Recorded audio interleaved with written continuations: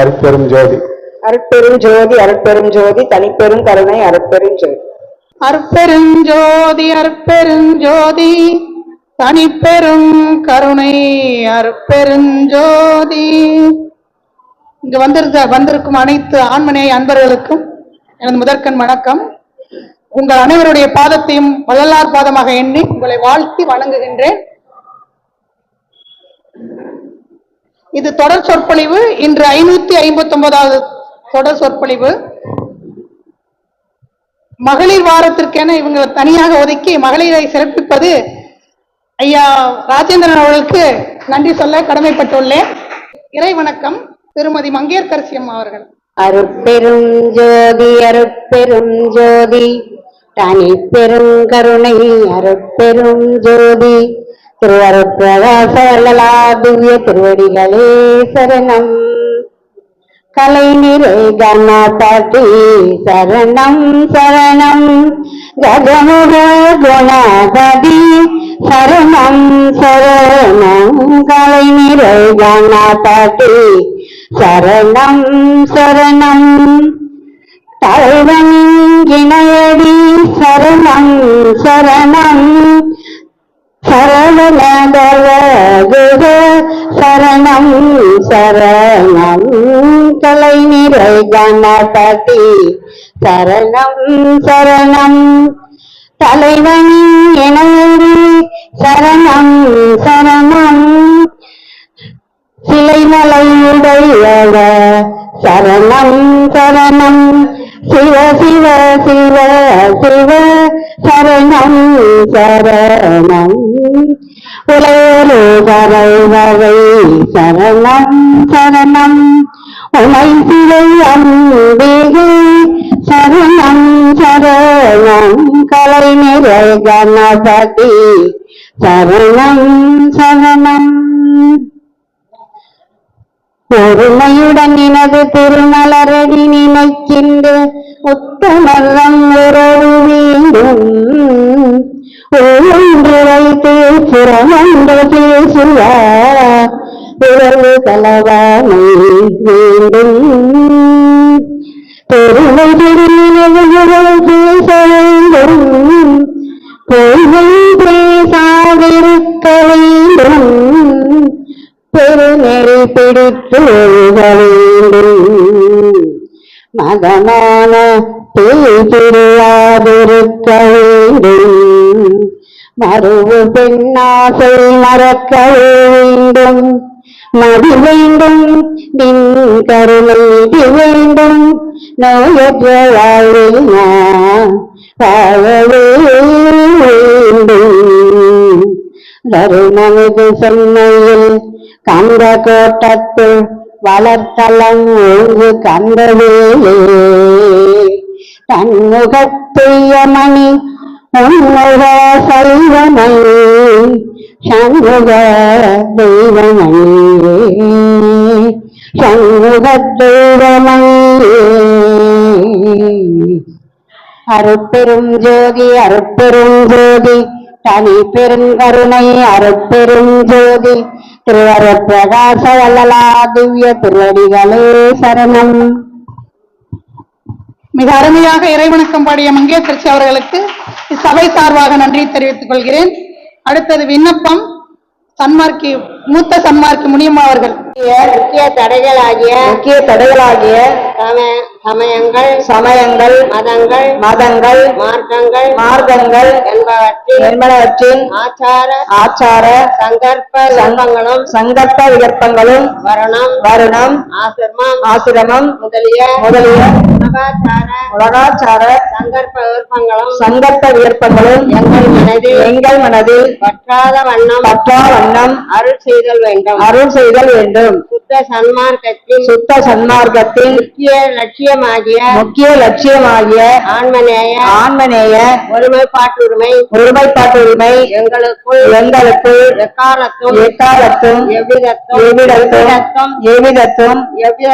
எவ்விதத்தும் எவ்வளவும் விலகாமல் நிறைந்து விளங்க செய்தி தருளல் வேண்டும். எல்லாம் ஆகிய தனிப்பெரும் தலைமை அருட்பெரும் ஜோதி அருட்பெரும் ஜோதி ஆண்டவரே ஆண்டவரே தேவரே தேவரீர் திருவருள் இருவரும் பெருங்கருணைக்கு பெருங்கருணைக்கு வந்தனம் வந்தனம் வந்தனம் வந்தனம். அருட்பெரும் ஜோதி அருட்பெரும் ஜோதி தனிப்பெரும் கருணை அருட்பெரும் ஜோதி அருட்பெரும் ஜோதி அருட்பெரும் ஜோதி தனிப்பெரும் கருணை அருட்பெரும் ஜோதி.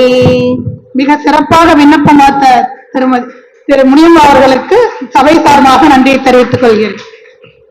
அடுத்தது உரைநடை பகுதி திருமதி செல்வி பரசுராமன் அவர்கள். அருட்பெரும் ஜோதி அருட்பெரும் ஜோதி தனிப்பெரும் கருணை அருட்பெரும் ஜோதி. எல்லாம் செயல் கூடும் என்னானை அம்பலத்தே எல்லாம் வல்லான் தனையே ஏத்து. சுத்த சன்மார்க்க சத்திய ஞானாசாரம். ஜீவகாருண்யத்தால் பிரம்மன் ஆயுசும் பாச வைராக்கியத்தால் விஷ்ணு ஆயுசும் ஈஸ்வர பக்தியால் ருத்ரன் ஆயுசும் பிரம்ம ஞானத்தால் என்றும் அழியாத ஸ்வர்ண தேக முதலியவைகளை பெற்று கடவுள் மயமாகலாம். எப்படியெனில் கடவுள் சர்வ ஜீவ தயாபரன் சர்வ வல்லமை உடையவன். ஆகையால் நம்மையும் சர்வ ஜீவ தயை உடையவர்களாய் சர்வ வல்லமையையும் பெற்று கொள்ளும்படி மனித தேகத்தில் வருவித்தார். ஞானிக்கு தயவு அதிகப்பட்டிருக்கிறபடியால் கேளாத கேள்வி முதலிய மகா அற்புதங்களான இறந்தார் எழுதல் முதலிய அற்புத வல்லமையை பெற்றிருக்கின்றார். எந்த ஜீவர்களிடத்தில் தயா விருத்தியாகிய அருள் விசேஷம் விளங்குகின்றதோ அந்த ஜீவர்களிடத்தில் கடவுள் விளக்கம் விசேஷமாயிருக்கும். மற்றவர்களிடத்தில் காரியப்படாது. ஆதலால் மல ஜல சங்கல்ப காலங்கள் தவிர மற்ற காலங்களில் கடவுளிடத்தில் அன்பும் ஜீவர்களிடத்தில் பக்தியும் செலுத்த வேண்டும். அருட்பெரும் ஜோதி அருட்பெரும் ஜோதி தனிப்பெரும் கருணை அருட்பெரும் ஜோதி. மிக சிறப்பாக உரைநடை பகுதி வாசித்த திருமதி செல்வி பரசுராமன் அவர்களுக்கு சபை சார்பாக நன்றியை தெரிவித்துக் கொள்கிறேன். அருட்பெருஞ்சோதி அருட்பெருஞ்சோதி தனிப்பெரும் கருணை அருட்பெருஞ்சோதி. கலை நிறை கணபதி சரணம் சரணம் கஜமுக குணபதி சரணம் சரணம். தலைவனின் இணையடி சரணம் சரணம் சப சரவண பவகுக சரணம் சரணம். சிலைமலை உடையவ சரணம் சரணம் சிவ சிவ சிவ சிவ சரணம் சரணம். உலைவரை ஒருவரை சரணம் சரணம் உமை சிவ அம்பிகை சரணம் சரணம். இங்கு வந்திருந்த அனைத்து ஆன்மநேயர் அனைவருக்கும் வள்ளலார் திருவடியாக நினைத்து உங்களை அன்போடு சபை வரவேற்கிறது, வணக்கம் தெரிவிக்கிறது. வள்ளல் பெருமான் பற்றயன் தங்கிய பரிவு கண்டாய்ந்தனை சற்று மஞ்சேல் என தாங்கிய துணையே என்று கூறினார். என்னைய பற்றிய பற்றும் யான் பற்றிய பற்றும் தளர்ந்து நான் அதனால் அஞ்சி பரிதாப நிலையில் இருந்தப்போ என்னை அஞ்சாதே என்று தாங்கிய துணையே என்று கூறினார். நான் அப்புறம் தளர்ந்த தருணம் என் தளவெல்லாம் தவித்து உள் கிளம்பிற எனக்கு கிடைத்த மெய்த்துணையே அப்படின்னாரு. நான் தளர்ச்சியுற்ற தருணங்களை எல்லாம் என்னுடைய தளர்ச்சியை நீக்கி மனம் கிளர்ச்சி பெற்ற திருவருள் எனக்கு கிடைத்த மெய்த்துணையே அப்படின்னாரு. துறையீது வழியது துணிவது நீ செய்யும் முறையீது எனவே மொழிந்த மெய்த்துணையே அப்படி. துறையீடு இந்த துறைக்கு போகணும், அதன் பின் அந்த வழிக்கு போகணும், அந்த வழியில செல்லும் போது துணிவோடு செய்யணும் அப்படிங்கறதெல்லாம் சொல்லி எனக்கு உயிர் துணையா இருந்தாரு அப்படின்னு சொல்றாரு. எங்கொரு தீமையினை தொடராக கங்குலும் பகலுமை காவல் செய்ய துணை அப்படின்னாரு. கங்குலும் அப்படின்னா அது இரவு பகல். ஏன் இரவு முன்னாடி சொன்னார் அப்படின்னா இரவுதான் சில தீமையெல்லாம் நடக்கும். அதாவது உள்பகையான காமம், வெளியில நடக்கிற கொலை கொள்ளை இதெல்லாம் அந்த இரவுதான் நடக்கும் அப்படிங்கிறதுக்காக அவர் முன்னாடி கங்குல் சொல்லிட்டு அப்புறம் பகல்னு சொல்றாரு. கங்குலும் பகல் என்னை மெய்க்காவல் செய் துணையே என்று கூறினார். அடுத்தது வேண்டிய என் விருப்பம் எல்லாம் ஈண்டிருந்தார் எண்ணிய துணை அப்படின்னாரு. நான் வேண்டியது எனக்கு விருப்பமானதெல்லாம் என் கூடயே இருந்து எனக்கு அருள் செய்த துணையே அப்படின்னாரு. அப்புறம் இகத்திலும் பரத்திலும் எனக்கு இடர் சாராது அகத்திலும் புறத்தும் அமர்ந்த மெய்த்துணையே என்று இக வாழ்விலையும் ஆன்மீக வாழ்விலும் எனக்கு துணையா இருந்து என்று கூறி அவர் எனக்கு உயிர் துணையா இருந்தார் என்று கூறினார். நான் அதிகம் பேச நீக்கம் சிறப்புரையாற்ற வேண்டியவர் இருக்கார். திருமதி தயவு மொழியரசி அவர்களை அன்போடு வரவேற்கிறேன். இந்த சபை வரவேற்கிறது. திருமதி செல்வி பிரகாசம் அவர்கள் மொழியரசி அம்மா அவர்களுக்கு பொன்னாடை போத்த வருகிறார்கள்.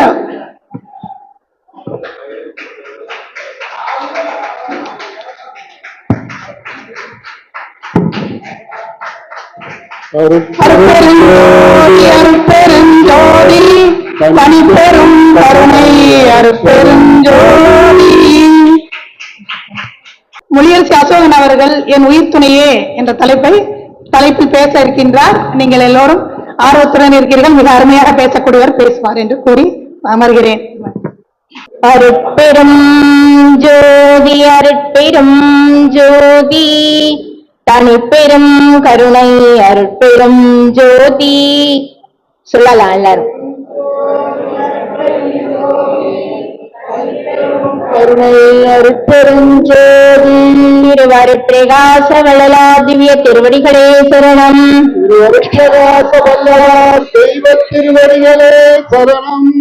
ராமலிங்கமே எமையாளும் தெய்வமே, ராமலிங்கமே எமையாளும் தெய்வமே, இன்பமெல்லாம் அளித்திடும் இதய தெய்வமே, ராமலிங்கமே எமையாளும் தெய்வமே, மருதூர் என்னும் பதில் பிறந்த தெய்வமே, மருளெல்லாம் போக்க வந்த அருள் தெய்வமே, மருதூர் என்னும் பதில் பிறந்த தெய்வமே, மருளெல்லாம் போக்க வந்த அருள் தெய்வமே, ராமலிங்கமே எமையாளும் தெய்வமே, பதிநிலையை உரைக்க வந்த பண்பு தெய்வமே,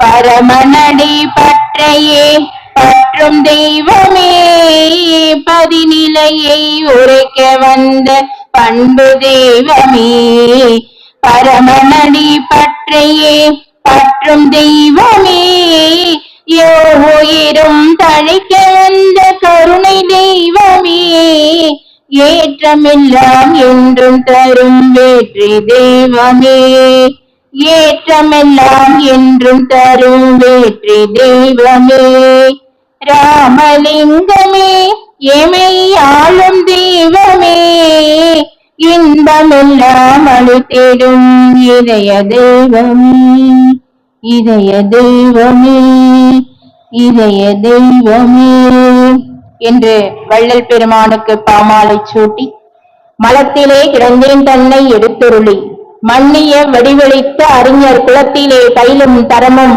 இங்கெனக்கு கொடுத்துளே விளங்கு சர்க்குருவே, பலத்திலே சிற்றம்பலத்திலே பொன்னம்பலத்திலே அன்பர்தம் அறிவாம் தளத்திலே ஓங்கும் தலைவனே என் தந்தையே கேட்க என் மொழியே, நமக்கெல்லாம் தாயாய் தந்தையாய் சர்க்குருவாய் தெய்வமாய் விளங்குகின்ற வள்ளல் பெருமானின் பொன்னார் திருவடிகளை வணங்கி இங்கே வருகை புரிந்து அமர்ந்திருக்கக்கூடிய சன்மார்க்க சான்றோர்கள், ஆன்றோர்கள், ஆன்மநேய ஒருமைப்பாட்டுடைய சகோதர சகோதரிகள், வள்ளலார் சன்மார்க்க சங்கத்தின் நிர்வாகிகள் அத்துணை பேருடைய திருவடிகளையும் வணங்கி இன்று வள்ளல் பெருமானின் திருவருள் உயிர் துணை என்ற ஒரு அருமையான தலைப்பிலே நாமெல்லாம் சிந்திக்க வைத்திருக்கின்றது.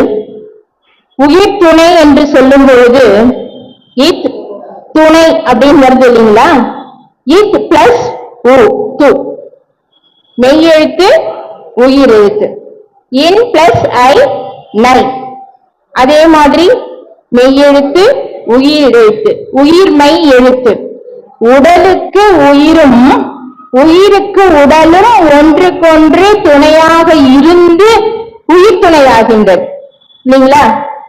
இப்ப உயிர் எப்படி வருகின்றது என்று பார்த்தோம் என்று சொன்னால், கடவுள் எப்படி அனாதியோ உயிரும் அனாதிதான்.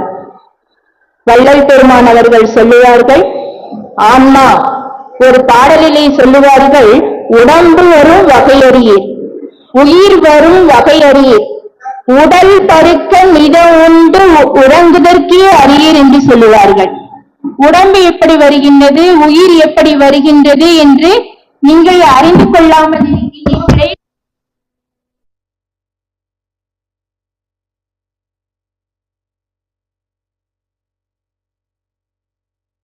இடத்துல சொல்வாங்க, உயிர் என்பது ஆன்மா, நான் ஆன்மா, சிற்றெனு வடிவினை, இருப்பிடம் லலாட ஸ்தானம் என்ற பூர்வ மத்தி 1000 கோடி பிரகாசமுடையது அந்த ஆன்மா என்று சொல்லுவார்கள். சரி, ஆன்மா அப்படின்னு சொல்லும் பொழுது பிராணன் உடலை விட்டு என்பதை நாம் எப்படி உணர்கின்றோம்? நமக்கு இயக்கம், சுவாசம், இருதய துடிப்பு, உணர்வு இருக்கின்ற பொழுது நம்முடைய உடலிலே உயிர் இருக்கின்றது என்பதை நாம் அறிகின்றோம். உடலை விட்டு பிராணன் போய்விட்டது என்று சொல்கின்றோம். பிராணன் என்பது என்ன? நம்முடைய உடம்பிலே தசவாயுக்கள் இருக்கின்றன. அதுதான் அந்த 10 வாயுக்களிலே பிராணன் என்ற ஒரு வாயு. அது ஒரு ஜடப்பொருள், தானாக இயங்காது, ஒன்று இயக்கத்தான் அது இயங்கும். அதை இயக்கக்கூடிய ஒரு பொருள் எது என்று கேட்டால் அந்த உயிர் தான் ஆன்மா. அதே போல சரி, மனம், புத்தி, சித்தம், அகங்காரம் என்று சொல்கின்றோமே, அதுதான் உயிரா? இல்லை, இல்லவே இல்லை. அதாவது அதுவும் ஒரு ஜடப்பொருள். அந்த உயிரானது அதை இயக்கினால்தான், சிந்திக்க வைத்தால்தான் அந்த மனமானது என்ன தொடங்குகின்றது. எனவே இந்த உயிரானது நம்ம எப்படி கடவுள் இருக்கின்றாரோ அதை போல இந்த உயிரும் அனாதியாக இருக்கின்றது. கடவுள் என்ன பண்ணுகின்றார் என்று சொன்னால், ஒரு தாயினுடைய வயிற்றிலே அந்த சிசு வளர்ந்து ஒவ்வொரு படியாக வளர்ந்து இந்த நில உலகத்திற்கு வருகின்றது. அந்த உயிருக்கு ஒரு விஷயத்தை அறிவிக்கக்கூடிய ஒரு உணரும் தன்மையோ அந்த அறிவோ அந்த உயிருக்கு கிடையாது. அந்த உயிரானது ஒருவன் அறிவித்தால்தான் அந்த உயிரானது ஒன்றை தெரிந்து கொள்ள முடியும். அதற்கு யார் கர்த்தாவாக இருக்கின்றார் என்று சொன்னால், இறைவன் ஒருவன் தான் கர்த்தாவாக இருக்கின்றான். இறைவன் அறிவிக்க அந்த உயிரானது, அந்த ஆன்மாவானது தெரிந்து கொள்ளுகின்றது. இப்போது உயிரை பற்றி நாம் தெரிந்து கொண்டோம். அடுத்தது துணை என்று சொல்லும் பொழுது என்ன சொல்றோம்? ஒவ்வொரு படியா, அதாவது நம்முடைய சிறு பருவத்திலிருந்து நம்முடைய பெற்றோர்கள் துணையாக இருக்கின்றார்கள். அடுத்தது நாம் கல்யாணம் ஆன பிறகு கணவன் மனைவி, கணவனுக்கு மனைவி துணை, மனைவிக்கு கணவன் துணை, அடுத்தது பிள்ளைகளுக்கு பெற்றோர் துணை. வயோதிக காலத்திலே பிள்ளைகள் பெற்றோருக்கு துணையாக இருக்கின்றார்கள். இப்படி ஒவ்வொன்றாக கடைசியிலே வயோதிகம் போது ஊன்றுகோல் கூட ஒரு துணையாக இருக்கின்றது, இல்லைங்களா? நடக்க முடியல, அப்போ ஒரு துணை வேண்டும் இல்லையா? ஒரு ஊன்றுகோலை வைத்து நாம் நடக்கின்றோம் இல்லையா? அது போல துணை என்று சொல்லும் பொழுது இப்படியெல்லாம் உயிர் துணை இப்படி எடுத்துக்கொள்ளலாம். சரி, உயிர் துணைன்னு சொல்றீங்களே, அந்த உயிர் துணையானது இறைவனுடைய செயலானது எப்போது தொடங்குகின்றது என்று பார்த்தோம் என்று சொன்னால், எப்ப தொடங்குது? இறைவன் எப்ப உயிர் துணையா இருக்கான் நமக்கு அப்படின்னு பார்க்கின்ற பொழுது வள்ளல் பெருமானவர்கள் விண்ணப்பத்திலே சொல்லுவார்கள். அதாவது இறைவன் தான் துணை. நமக்கு யார் துணைன்னு சொன்னா, இறைவன் ஒருவன் தான் நமக்கு துணையாக இருக்கின்றான். அவனுடைய செயல்பாடு எப்பொழுது தொடங்குகின்றது என்று சொன்னால், விண்ணப்பத்துல ஐயா சொல்லுவாங்க, அதாவது தந்தை உபசாரத்தால் பெற்ற தந்தைன்னு சொல்லுவாங்க. உபசாரத்தால் இந்த பிறவியிலே நமக்கு இருக்கக்கூடிய ஒரு தாய் தந்தை என்பது இப்ப தற்காலிகமாக இருக்கக்கூடியது. ஆனால் பிறவிதோறும் யார் நமக்கு தாய் தந்தையாக இருக்கின்றார்கள்? இறைவன் ஒருவன் தான் பிறவிதோறும் எத்தனை பிறவி எடுக்கின்றோமோ அத்தனை பிறவிகளிலும் அம்மை அப்பனாக இருந்து, தாயாக இருந்து, தந்தையாக இருந்து, நமக்கு ஒரு உயிர் துணையாக இருந்து இறைவன் நம்மை காத்து கொண்டிருக்கின்றான் இல்லையா? அவனை நாம் மறக்க முடியுமா? பெருமான் விண்ணப்பத்துல சொல்லுவாங்க, உபசாரத்தால் பெற்ற தந்தை என்னுடைய சுக்ல துணியின் கண்ணே இருந்து பூத பௌதீக பேரணு உருவில் பெருகி வெளிப்பட அந்த தலைப்பிரட்டை உருவத்தை செலுத்தித்து அருளினீர்கள். அப்போதுல ஆரம்பிக்குது. எப்ப தந்தை என்பவனுடைய சுக்லத்துல இருந்து அவனுடைய உயிர் துணையானது அவன் துணையா வரக்கூடிய நிலை எப்படி ஆரம்பிக்கின்றது என்று சொன்னால், தந்தையனுடைய சுக்கிலத்துல இருந்து ஆரம்பிக்குது.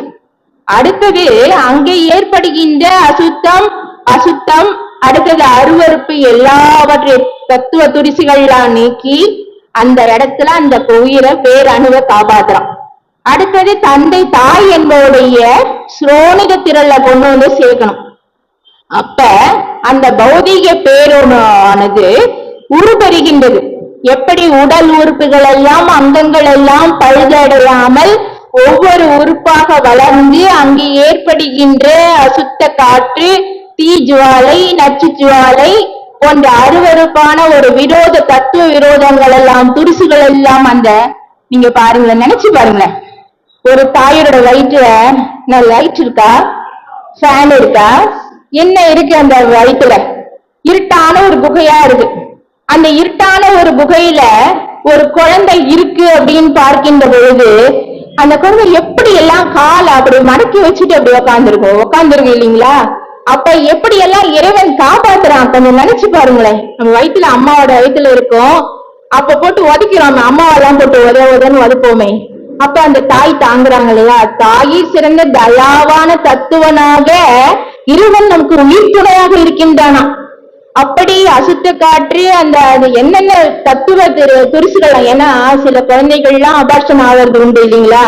அந்த மாதிரி எல்லாம் ஆகாம அந்த பேரணு வடிவ உற்பத்தி பண்ணி அங்கமாக உருவாக்கி கடைசியில குழந்தையா வெளியே வர வரைக்கும் அவனுடைய உயிர் துணையானது எப்படி வருகின்றது என்று சொன்னால் அப்படி காவலா வருதான், நம்மளை தொடர்ந்து வருதான். சரி, அந்த தாயினுடைய வயிற்றுல சிக்குண்டு வெறுக்குண்டு எந்தவித பிரச்சனையும் இல்லாம முழுசா வெளியே வருது அந்த குழந்தை. அப்ப இறைவனுடைய அருள் ஆற்றல், அந்த உயிர் துணை என்பது எப்படியெல்லாம் அங்க செயல்படுகின்றது என்பதை சிந்தித்தோம் என்று சொன்னால் அந்த இறைவன் எப்படியெல்லாம் உயிர் துணையா இருந்து நம்மை காப்பாற்றி வெளியே கொண்டு வரான் பாருங்க. அப்ப அவனோட ஆற்றல் நமக்கு தெரியுது. அப்ப அந்த உயிர் துணையாக இருக்கக்கூடிய இறைவனை நாம் மறக்கலாமா? மறக்க கூடாது. ஏன்னா அவன் ஒருத்தன்தான் உயிர் துணையாக இருக்கக்கூடியவன். வேற யாராச்சும் உறவு இருக்காங்களா நமக்கு? உகும் தருணம் உற்றவரும் பெற்றவரும் பிறரும் உடைமைகளும் உற்ற துணை அன்றே. ஊரும் சதமல்ல, உற்றார் சதமல்ல, உற்று பெற்ற பேரும் சதமல்ல, செல்வம் சதமல்ல, பெண்டி சதமல்ல, கட்சி ஏகம்பனே நீ தாழ் ஒன்றே சரணா. ஞானிகள்லாம் சொன்னாங்களே, இறைவனுடைய திருவடி மட்டும்தான், இறைவனுடைய அந்த நிலை திருவருள் மட்டும்தான் நம்மளை வாழ வைக்கக்கூடியது. அவனை மறக்கவே கூடாது. நம்மள என்ன உறவுன்னு நினைச்சிட்டு இருக்கோம்? நம்ம இப்ப இருக்கிற சுற்றம்தான். நம்மளோட தாய் தந்தை, நம்முடைய அண்ணன் தம்பி, இன்னும் சுற்றம் தழுவுன்னு ஐயா சொல்லுவாங்க. சுற்றம் தழுவ வேண்டியதுதான். ஆனாலும் என்ன பண்ணணும்? இறைவனை நாம நினைச்சுக்கிட்டே இருக்கணும். இறைவனை நினைத்த போதெல்லாம் நின்னையே நினைத்தேன், நினைப்பற நின்ற போதெல்லாம் என்னை தனியாக்கி நின் கண்ணே நின்றேன். அவனை நினைச்சு பார்க்கணும். நினைச்சு பார்த்தோம்னாதான் நம்ம அதை நினைக்க மறந்துட்டாதான் நமக்கு சோதனைகள் அதிகமா வரும். உயிர் துணையா ஒருத்த நம்ம கூட இருக்கானே, உள் ஒளியாக இருக்கின்றானே, நம்முடைய ஆவி உருவா இருந்து நம்மளை வெளியே கொண்டானே, அந்த உயிர் துணையை நாம் மறக்க கூடாது என்ற ஒரு சிந்தனை இருந்தால் அவனை நாம் மறக்க மாட்டோம். அவன் எப்படியெல்லாம் நம்மளை காப்பாத்துறான். அம்மா தலைமை உரையில சொன்னாங்க, பற்றயந்தஞ்சிய பரிவு கண்டனை சற்று மஞ்சேலென தாங்கிய துணை. அதாவது நமக்கு கலக்கம் வருதுன்னு வச்சுக்கோங்களேன். நம்மளோட ஏதோ ஒரு கஷ்டம் வருது, கலக்கம் வருகின்றது. அந்த பற்றுகளினாலும் எத்தனை பற்றுகளை நம்ம வச்சுட்டு இருக்கோங்க? பெருமா 4 பற்று சொல்றார். தேகப்பற்று, ஜீவப்பற்று, கலத்திரப்பற்று, பந்தப்பற்றுன்னு சொல்றார். அத்தனை பற்றுகளையும் வைத்துக் கொண்டிருந்தால் நம்ம இறைவனை எப்படி பற்ற முடியும்? பற்றற்றானை பற்றுவதற்கு பற்று அற்றால் அன்றே வழியாது நெஞ்ச அறிவுறுத்தல்ல சொல்லுவாங்க. இன்னைக்கு நெஞ்ச அறிவுறுத்தல்ல இன்னும் நல்லா சொல்றார். அடுத்த பிறவியில உனக்கு தாய் தந்தையா வருவாங்களா? இன்னைக்கு இருக்கிற மனைவி அடுத்த பிறவியில உனக்கு மனைவியா வருவாளா? அதே மாதிரிதான் பட்டினத்தார முன்னை எத்தனை அப்பன், எத்தனை அப்பனோ எத்தனை அம்மையோ அப்படின்னு சொன்னாரு இல்லைங்களா? அந்த மாதிரி இங்க இருக்கிறவங்க அடுத்த பிரிவுல வருவாங்கன்னு எப்படி சதமா நினைக்க முடியும்? இறைவன் ஒருவன் தான் துணையாக நம்ம கொண்டு வந்திருக்க வேண்டும். அந்த இறைவனுடைய துணையை பிடித்துக் கொள்ள வேண்டும். அந்த திருவடிதான் நமக்கு துணை. மந்திரங்கள் ஆவதும் மாமருந்தாவதும் தந்திரங்கள் ஆவதும் தானங்கள் ஆவதும் சுந்தரம் ஆவதும் தூய நெறி ஆவதும் எந்தை பிரான் திருவடிதானே இணையடிதானேன்னு சொல்றான். எது? இறைவனுடைய திருவடியை நம்ம இருக்க பிடிச்சுக்கணும். அவன்தான் உறவு. சாருலக வாதனையை தவித்தவர் உள்ளகத்தே சத்தியமாய் அமர்ந்தருளும் உத்தம சர்க்குருவே நேருருவே எவராலும் காணுதற்கரிதாம் நித்திய வான்பொருளை எல்லா நிலைகளும் தானாகி ஏழுறவே விளங்குகின்ற இயற்கை உண்மை பதி தன்னை எல்லாம் செய் வல்லபத்தை எனக்களித்த பதியை ஓர் உறவென்று போற்றி மகிழ்ந்து உலகில் உள்ளபடி நினைந்து உள்ளபடி உருகி நினைந்தேன்னு சொல்வர். யாருங்க? உலக விஷயம் இருக்கிற வரைக்கும் நம்மளால நினைச்சு பார்க்கவே முடியாது. இப்பெல்லாம் பாருங்க, யாராச்சும் நிமிந்து போறாங்களா தெருல? பாத்துக்கீங்களா? யாராச்சும் நிமிர்ந்த நன்னடையும் நேர்கொண்ட பாறையும் பாரதி சொன்னார். யாராச்சும் நிமிந்து போறாங்களா? யாருமே நிமிந்து போகிறது இல்ல. கையில செல்லுதான், குனிஞ்சிட்டு தான் போறாங்க. எல்லாரும் குனிஞ்சிட்டு கையில ஒரு செல்போனை வச்சுக்கிட்டு என்ன பண்றாங்க? குனிஞ்சு போறாங்க. அந்த நேர்கொண்ட பார்வையும் கிடையாது, நிமிர்ந்த நன்னடையும் கிடையாது. அந்த மாதிரி இறைவனை நினைக்கிறதுக்கு அந்த செல்போன் வந்ததுனால இறைவனை பத்தி நினைக்கிறதுக்கு என்னங்க எத்தனை மாயைகள் நம்மள இருக்கு பாருங்க. ஒண்ணு தொலைக்காட்சி தொடர் நம்மள மேல ஏறவே விட மாட்டேங்குது. அடுத்தது என்னன்னா செல்போன். அடுத்தது இன்னும் என்னென்னவோ எக்ஸெட்ரா எக்ஸெட்ரா இன்னும் நிறைய இருக்குது. அத்தனை விஷயங்களும் என்ன பண்ணுது? இந்த ஆன்மாவை அலைக்கழிக்கின்றது. உயிர் துணையாக இருக்கக்கூடிய இறைவனை நினைக்க மறுக்கின்றது. இப்ப பெரிய காடு இருக்குன்னு வச்சுக்கோங்களேன். அந்த காட்டுல ஒருத்தன் போறான். போனோன்னா வழி தெரியல, அவனுக்கு சிக்கி தவிச்சு கொண்டே இருக்கின்றான். அப்பொழுது வழியில் அவனுக்கு பசி வேற, தாகம் வேற, அடுத்தது மிருகங்களின் உருமல்கள் வேற. அப்படி தனியா போய் கொண்டே இருக்கின்ற பொழுது திடீர்னு மழை வேற வருது, மேகம் இடி மின்னெல்லாம் வருது. அந்த நேரத்துல அவன் எப்படி தவிர்ப்பான் பாத்துக்கங்க. அப்ப ஒரு தூரத்துல ஒரு குடிசை இருக்கு. அந்த குடிசையில ஒரு லைட் எரியிற மாதிரி ஒரு மனுஷன் இருக்கிற மாதிரி இருந்தா அவன் எப்படி எல்லாம் சந்தோஷப்படுவான். அங்கதான் இருக்கு துணை. அப்ப அந்த மாதிரி போயிட்டே இருக்கும்னு வச்சுக்கோங்களேன். அப்ப இருட்டி இந்த கள்ளவாதனையை கலைந்து அருள் நெறியை காதலித்து உள்ளவாறு இந்த உலகமெல்லாம் களிப்புற்று ஓங்குதல் என்றோ அதை கண்டு மகிழ்தல் என்றோன்னு ஐயா சொன்னாங்களே. அந்த கள்ளவாதனையெல்லாம் கலந்து இந்த உலக விஷயங்கள் எல்லாம் மறந்து ஒருத்தன் இறைவனுடைய உயிர் துணையை பற்றி கொண்டு இறைவனே சதா கதியாக நினைத்துக் கொண்டு இருந்தோம் என்று சொன்னால் அந்த நிலையை நினைச்சு பாருங்களேன். இந்த மாயையெல்லாம் அப்படியே கொஞ்சம் விலகும். அந்த மாயை விலக நம்ம நினைச்சு பார்ப்போம், இறைவன் நமக்கு எப்படியெல்லாம் துணையா இருக்கான்னு நம்ம நினைச்சு பார்ப்போம். நீங்களாம் இப்ப நான் மேடையில ஏஞ்சி பேசுறேன், நீங்க ஒவ்வொருடைய வாழ்க்கையும் நீங்க விசாரிச்சு பார்த்தீங்கன்னா எனக்கு வள்ளலார் அப்படி செய்தார், இப்படி செய்தார். நீங்க ஒவ்வொரு விஷயத்தையும் நீங்க நினைச்சு பாருங்களேன், எப்படியெல்லாம் துணையா இருந்திருக்கார். அவர் உயிர் துணைங்க. இறைவன் பெருமானுக்கு துணையா இருந்தாங்க, பெருமான் எல்லாருக்கும் துணையா இருக்காங்க. எல்லாருக்கும் கடையாய் இருந்தேனுக்கு அருள் புரிந்தேன், எல்லாருக்கும் துணையாக இருக்க வைத்தார். எல்லாருக்கும் பொதுவில் நடம் இருக்கின்றார். எல்லாருக்கும் இது மாதிரி யாது செய்யாமை குறித்து இசை எனக்கே என்று பெருமான் சொல்கின்றார். எல்லாருக்கும் தானே பொருள் ஆடுறையா, ஆனா எனக்கு செய்தது மாதிரி ஏன் மற்றவங்களுக்கு செய்யல? அதுதான் பொது நோக்கம். இறைவன் எப்படி துணையா வருவான் அப்படின்னு கேட்டீங்கன்னா, அடுத்த உயிர்கள் வருத்தப்படுகின்ற பொழுது, அடுத்த உயிர்கள் கஷ்டப்படும் பொழுது நீங்கள் ஓடி சென்று உதவுகின்றீர்கள் அல்லவா, அப்பொழுது அவனுடைய துணை வருகின்றது. இறைவன் எப்படி இருப்பான்? எல்லா உலக விஷயங்கள்ல ஒரு மனிதன் அறிந்து கொள்ளும் பொழுது ஒன்றினில் ஒன்று ஒன்றாய் கலந்து இருப்பான். அப்ப உயிருள் யாம் எம்முள் உயிர் இவை உணர்ந்து எல்லா உயிரையும் பரவும் போது ஒன்னா இருப்பான். அப்ப மற்ற விஷயங்கள்லாம் இருக்கும்போது உடன் வருவான். நீ அவனை நினைச்சுக்கிட்டே இருக்க, துன்பம் வருது, அப்ப உடன் வருவான். அடுத்தது உனக்கு மரக்கருணையும் தந்து அறக்கருணை தந்து வாழ்விக்க ஒன்மை பதம் அப்படின்னு சொல்லும் போது சில தவறுகள் நமக்கு ஏற்படும். அந்த தவறுகள் செய்யும் போது அவன் என்ன பண்ணுவான்? வேறா இருப்பான். அவனுக்கு நமக்குன்னு ஒரு அற்ப சுதந்திரம் இருக்கு இல்லைங்களா? அந்த அற்ப சுதந்திரத்தை வைத்து கொண்டு நாம் என்னென்ன தகாத வழிகளை செல்லும் பொழுது அவன் என்ன பண்ணுவான்?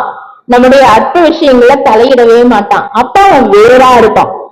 அப்ப அவனை நினைக்கும் பொழுது என்ன பண்ணுவான், உடன் இருப்பான். அதாவது கண்காணி இல்லை என்று கள்ளம் பல செய்வார். திருமூலர் சொல்வார் அழகா, நம்மளை யாரும் பார்க்கல, நம்ம எல்லாம் செய்யலாம் அப்படின்னு நினைச்சிட்டு இருக்கும் போது, ஆனா உள்ளுக்குள்ள ஒரு சாட்சியா இருக்கானே, அது நமக்கு யாரும் தெரிஞ்சுக்கவே மாட்டேங்கிறோம் இல்லைங்களா? அப்பதான் இறைவனுடைய துணையே. பெருமான் எப்படியெல்லாம் இறைவனை வேண்டுறாங்க.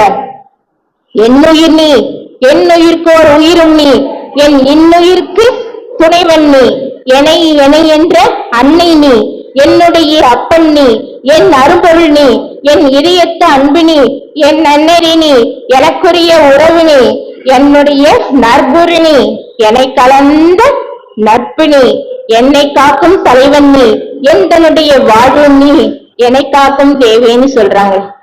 எல்லாம் அவன் தாங்க. தாய் தந்தை குரு தெய்வம் நேயம் சுற்றம் எல்லாம் அவன் தான் அப்படின்னு நினைச்சிட்டு இருந்தாக்கா, அப்ப உயிர் துணையாக நமக்கு வருவோம். அப்படி உயிர் துணையா வரும்பொழுது அப்ப நீங்க உணரலாம் அவனை.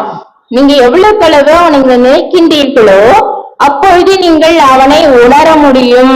வள்ளல் பெருமானையும் உணர முடியும். பெருமான்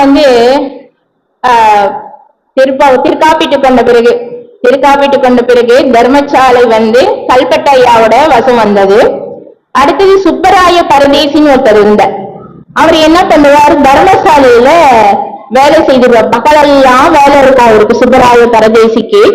இரவு நேரத்துல என்ன பண்ணுவார், தர்மசாலைக்கு வேண்டிய பொருள்களை எல்லாம் வாங்குவதற்காகவும் வசூல் செய்வதற்காகவும் என்ன பண்ணுவார், குறிஞ்சி குப்பம் வரைக்கும் போவார். இரவு நேரத்துலதான் போவார். அப்ப வழியெல்லாம் ஒரே இருட்டா இருக்கும். அப்படி இருட்டா இருக்கின்ற பொழுது பெருமானுடைய நாமத்தை சொல்லிக்கொண்டே போவாராம் அந்த சுப்பராய பரதேசி என்பவர். அப்பொழுது அவருக்கு முன்பாக 2 தீவர்த்திகள், ஒரே இருட்டா இருக்கும், அவருக்கு வழிகாட்டணும். அப்படி வழிகாட்டுகின்ற பொழுது 2 தீவர்த்திகள் அவருக்கு முன்பாக சென்று வழிகாட்டுமா. அதே போல இன்னொரு அன்பர், அவர் என்ன பண்ணுவார், இதே மாதிரி பல கிராமத்துக்கு போவார். போகின்ற பொழுது வழியெல்லாம் இருட்டா இருக்கும். அப்ப பெருமானை நினைச்சுக்கிட்டே போவார். அவரு பெருமான் நினைச்சுக்கிட்டே போகும்போது முன்னாடி யாரோ போற மாதிரி இருக்குமா, யாரோ ஒரு ஆள் போற மாதிரி இருக்குமா. அப்ப போகும்போது ஆனா தெரியாது, யாருன்னு தெரியாது. ஆனா அவர் எங்க போகணுமோ அங்க வரைக்கும் அந்த ஆள் கூட இருந்து போயிட்டு அவரு திருமண பிறகு மெயின் ரோட்டுக்கு வந்த பிறகு அந்த உருவம் அறிஞ்சிருமா. அப்படியே தோன்றா துணையாக இருந்து தோன்றக்கூடிய துணையாகவும் பெருமான் இருந்து பல அன்பர்களை எல்லாம் காப்பாத்திருக்காருங்க. பெருமான் லேசுபட்டு வருகிற பெருமானை உணர்ந்து கொண்டால் அவரை எவ்வளவு நம்மளை கை தூக்கி விடுவாருன்னு உங்களோட வாழ்க்கையிலேயே உங்களுக்கு தெரிஞ்சிருக்கும். நம்ம சொல்லணும், பலவித அனுபவங்கள் நமக்கு இல்லைங்களா, அப்படியே அவர் நம்ம எப்படியெல்லாம் கை தூக்கி விடுவாருன்னு நம்ம அனுபவத்துல பார்க்கலாம். அந்த மாதிரி ஒவ்வொரு நிமிஷமும் அவர் நம்மளை கண்காணிச்சுக்கிட்டே இருப்பார். உள்ளும் புறமும் வள்ளல் இருக்க வாட்டம் ஏன் அப்படின்னு நம்ம நினைச்சோம் அப்படின்னு சொன்னா நமக்கு உயிர் துணையாக அவர் வருவாருங்க. அதே மாதிரி இன்னொரு இடத்துல மகாபாரதத்துல ஒரு கதை வரும், ஒரு இடம் வரும். மகாபாரத போர் முடிவு பண்ணிட்டாங்க. போர்தான். துரியோதனன் என்ன பண்றான், ஊசி முனை அளவு கூட நிலம் இல்லைன்னு கராரா சொல்லிட்டான். அப்ப போர்தான் முடிவு பண்ணியாச்சு. அப்ப கண்ணனுடைய உதவி வேணும். அப்ப துரியோதனனும் அர்ஜுனனும் வருகின்றார்கள் கண்ணனை பாக்குறதுக்கு. அப்ப கிருஷ்ணன் என்ன பண்றார், தூங்கிக் கொண்டே இருக்கின்றார். துரியோதனன் நேரா வரான். வந்தவுடனே அந்த கண்ணனோட தலைமாட்டுல உட்காடுறான். அர்ஜுனன் என்ன பண்றான், நேரா கால் அடியில உட்காடுறான். அவரு கண்ணன் என்ன தெரியுமா, தூங்குனாதானங்க எழுந்துக்க முடியும், இவர் தூங்க மாதிரி பாசாங்க பண்றவர். அவரு கொஞ்ச நேரம் ஆச்சு, இப்படியே எழுந்துக்கிற மாதிரி எழுந்துக்கிறார். எழுந்திரிச்சோடனே ஃபர்ஸ்ட் நேரா பாக்குறாரு, காலடியில அர்ஜுனன் உட்கார்ந்துருக்கான். என்ன அர்ஜுனா இப்பதான் வந்தியா, வா அப்படின்னு எழுந்துச்சு உட்காரு. அப்படியே சைட்ல திரும்பி பார்த்தோம் அப்படின்னு பார்த்தாக்கா துரியோதனன் உட்கார்ந்துருக்கார். என்ன துரியோதனன், நீ வந்திருக்கியா, என்ன 2 பேரும் ஒரே சமயத்துல வந்திருக்கீங்களே, என்ன விஷயம் அப்படின்னு கேக்குறான். துரியோதனன் சொல்றான், உங்களுடைய உதவி வேண்டி வந்திருக்கின்றேன் அப்படின்னு சொல்றான். அப்ப அர்ஜுனன் சொல்றார், உங்களோட துணை வேண்டி நான் வந்திருக்கின்றேன்னு சொல்றான். இவன் உதவி கேட்கிறான், இவன் துணை கேட்கிறான், துணை வேண்டி வந்திருக்கின்றேன் அப்படின்னு சொல்றான். அப்ப ரெண்டு பேரும் ஒரே சமயத்துல வந்திருக்கீங்க, ரெண்டு பேரும் ஒரே குறிக்கோளை கேட்கிறீங்க, நான் யாருக்கு என்ன உதவி செய்ய முடியும்? அதனால ஒருத்தருக்கு நான் என்னோட படைகளை நான் தந்துடுறேன், ஒருத்தருக்கு நான் நிராயுத பாணியாக இருந்து துணையோட நான் துணை மட்டும்தான் நான் இருப்பேன் அப்படின்னு சொல்றார். அப்ப துரியோதனன் யோசிக்கிறான், எனக்கு உங்க படை கொடுங்க, உங்க துணை வேண்டாம், உங்க படையே கொடுத்துருங்க அப்படின்றார். அப்ப அர்ஜுனன் சொல்றான், கண்ணா உன்னோட துணை ஒன்றே மட்டுமே இருந்தால் போதும், எனக்கு வேற எதுவும் என்னோட படையோ எதுவுமே வேண்டாம், உன்னோட துணை வேணும் போ அப்படின்னு சொல்றார். அதே மாதிரி துணைதான் நிராயுத பாணியாக இருந்து அர்ஜுனனுக்கு சாரதியாக இருந்து அந்த மகாபாரதத்திலே பாண்டவர்கள் வெற்றி பெற்றார்கள். எது காரணம் என்று சொல்கின்றீர்கள்? எந்த துணை இருந்தது? தெய்வ துணை இருந்ததுங்க. ஒவ்வொரு காரியத்திலையும் நம்ம இருந்தோம் என்று சொன்னால் தெய்வ துணை வேணும் நமக்கு. அந்த துணை இருந்தோம் என்று சொன்னால் எல்லாம் செயல்கூடும், எல்லாம் செயல்கூடும். என்னானை அம்பலத்தை எல்லாம் வல்லால் தாளையே ஏற்றினாள். அப்படி தாளையை ஏற்றிருக்கின்ற பொழுது எல்லாம் நம்ம என்னென்ன கேட்கிறோமோ எல்லாமே கிடைக்கும். இறைவன் எப்படிப்பட்டான் தெரியுங்களா? இந்த தாய் குஞ்சிலாம் என்ன தெரியுமா பண்ணும்? இந்த கோழி, பெட்டை கோழி என்ன பண்ணும்? அடைக்காத்துரும், முட்டை போட்டுடும், குஞ்சு பொரிச்சிடும். குஞ்சு பொரிச்ச பிறகு அடை அப்படியே இறக்கி கொண்டு வரும். அந்த அத்தனை குஞ்சுகளையும் என்ன பண்ணும்? அப்படியே கூட்டிட்டு போவோம். கூட்டிட்டு போயிட்டு இறை தேடி ஒவ்வொரு குஞ்சு வாயிலையா போய் ஊட்டும். அப்ப அதோட நினைவு மட்டும் எப்படி தெரியுங்களா இருக்கும்? அக்கம் பக்கம் ஃபுல்லா பார்க்கும். மேல காய் வருதா, நாய் வருதா, இல்ல பூனை வருதா, இல்ல பருந்து வருதா, இல்ல என்னென்ன வருதுன்னு மேகம் கீழே அப்படியே பார்த்துக்கிட்டே இருக்கும். பார்த்துக்கிட்டே என்ன பண்ணும்? அந்த குஞ்சுகளுக்கு எல்லாம் குரல் கொடுத்துக்கிட்டே இருக்கும். அப்படியே குரல் கொடுத்தா அந்த குஞ்சுகள் என்ன பண்ணும்? தாயோட குரலை கேட்டு கேட்டு அது பாதுகாப்பா இருக்கிறது உணரும். அந்த மாதிரி ஏதாச்சும் ஒரு சவுண்ட் கேட்டதுன்னா அந்த குஞ்சில என்ன தெரியுமா பண்ணுங்க? தாயோட இறக்கையில போய் எல்லாம் சேர்ந்து ஒன்னா நின்னுக்கும். நின்றுட்டு அது பாதுகாப்பாக இருப்பது போல அந்த பெட்டைக்கோடு அந்த குஞ்சுகள் உணரும். அந்த மாதிரி இறைவன் என்ன பண்ணுவானா, நம்ம நினைச்சோம் அப்படின்னு சொன்னாக்கா அப்படியே அந்த பெட்டைக்கோழி எப்படி குஞ்சுகள் எல்லாம் சேர்த்து அரவணைத்து எப்படி எல்லாம் காக்கின்றதோ அது போல நம்மளை எப்படி காப்பாத்துவானா, அப்படியே அரவணைச்சு அப்படியே உயிர் துணையாக இருந்து எப்படியெல்லாம் நம்மளை கொண்டு போகணுமோ, துறை இது, வழி இது, துணிவிது, நீ செய்யும் முறை இது, எனவே மொழிந்தமை துணையே. அப்பா நீ போற வழி தப்புப்பா அப்படி உணர்த்துகின்ற பொழுது நம்ம வழி மாறவே மாட்டோம்.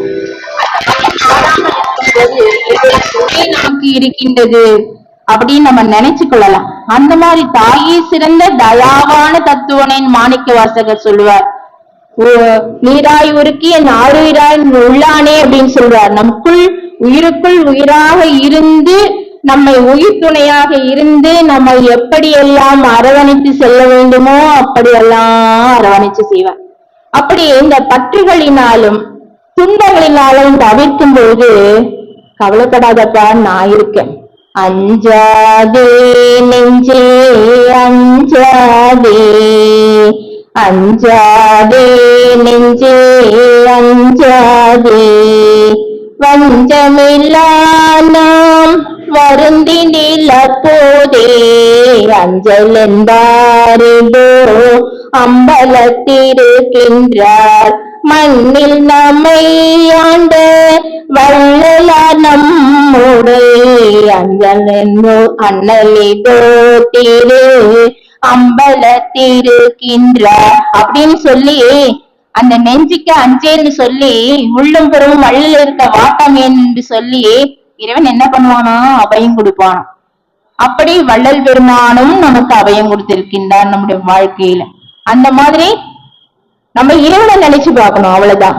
எங்கொரு தீமையும் எனை தொடராவதை தங்களும் பகலுமே காவல் செய் துணையே அப்படின்னு சொல்லுகின்ற பொழுது இரவும் பகலும் என்னை காத்து இருக்கும் இறைவனே, எல்லா உலகம் புகழ என்னை மேலேற்றும் இறைவனே, கரவு நினையாது எனக்கு என்னை மேலேற்றும் துணைவனே, கழித்து என்றனை சன்மார்க்கத்தில் நாட்டும் துணைவனேன்னு பெருமான் எனக்கும் உனக்கும் இசைந்த பொருத்தம் என்ன பொருத்தமோன்னு சொல்வார்.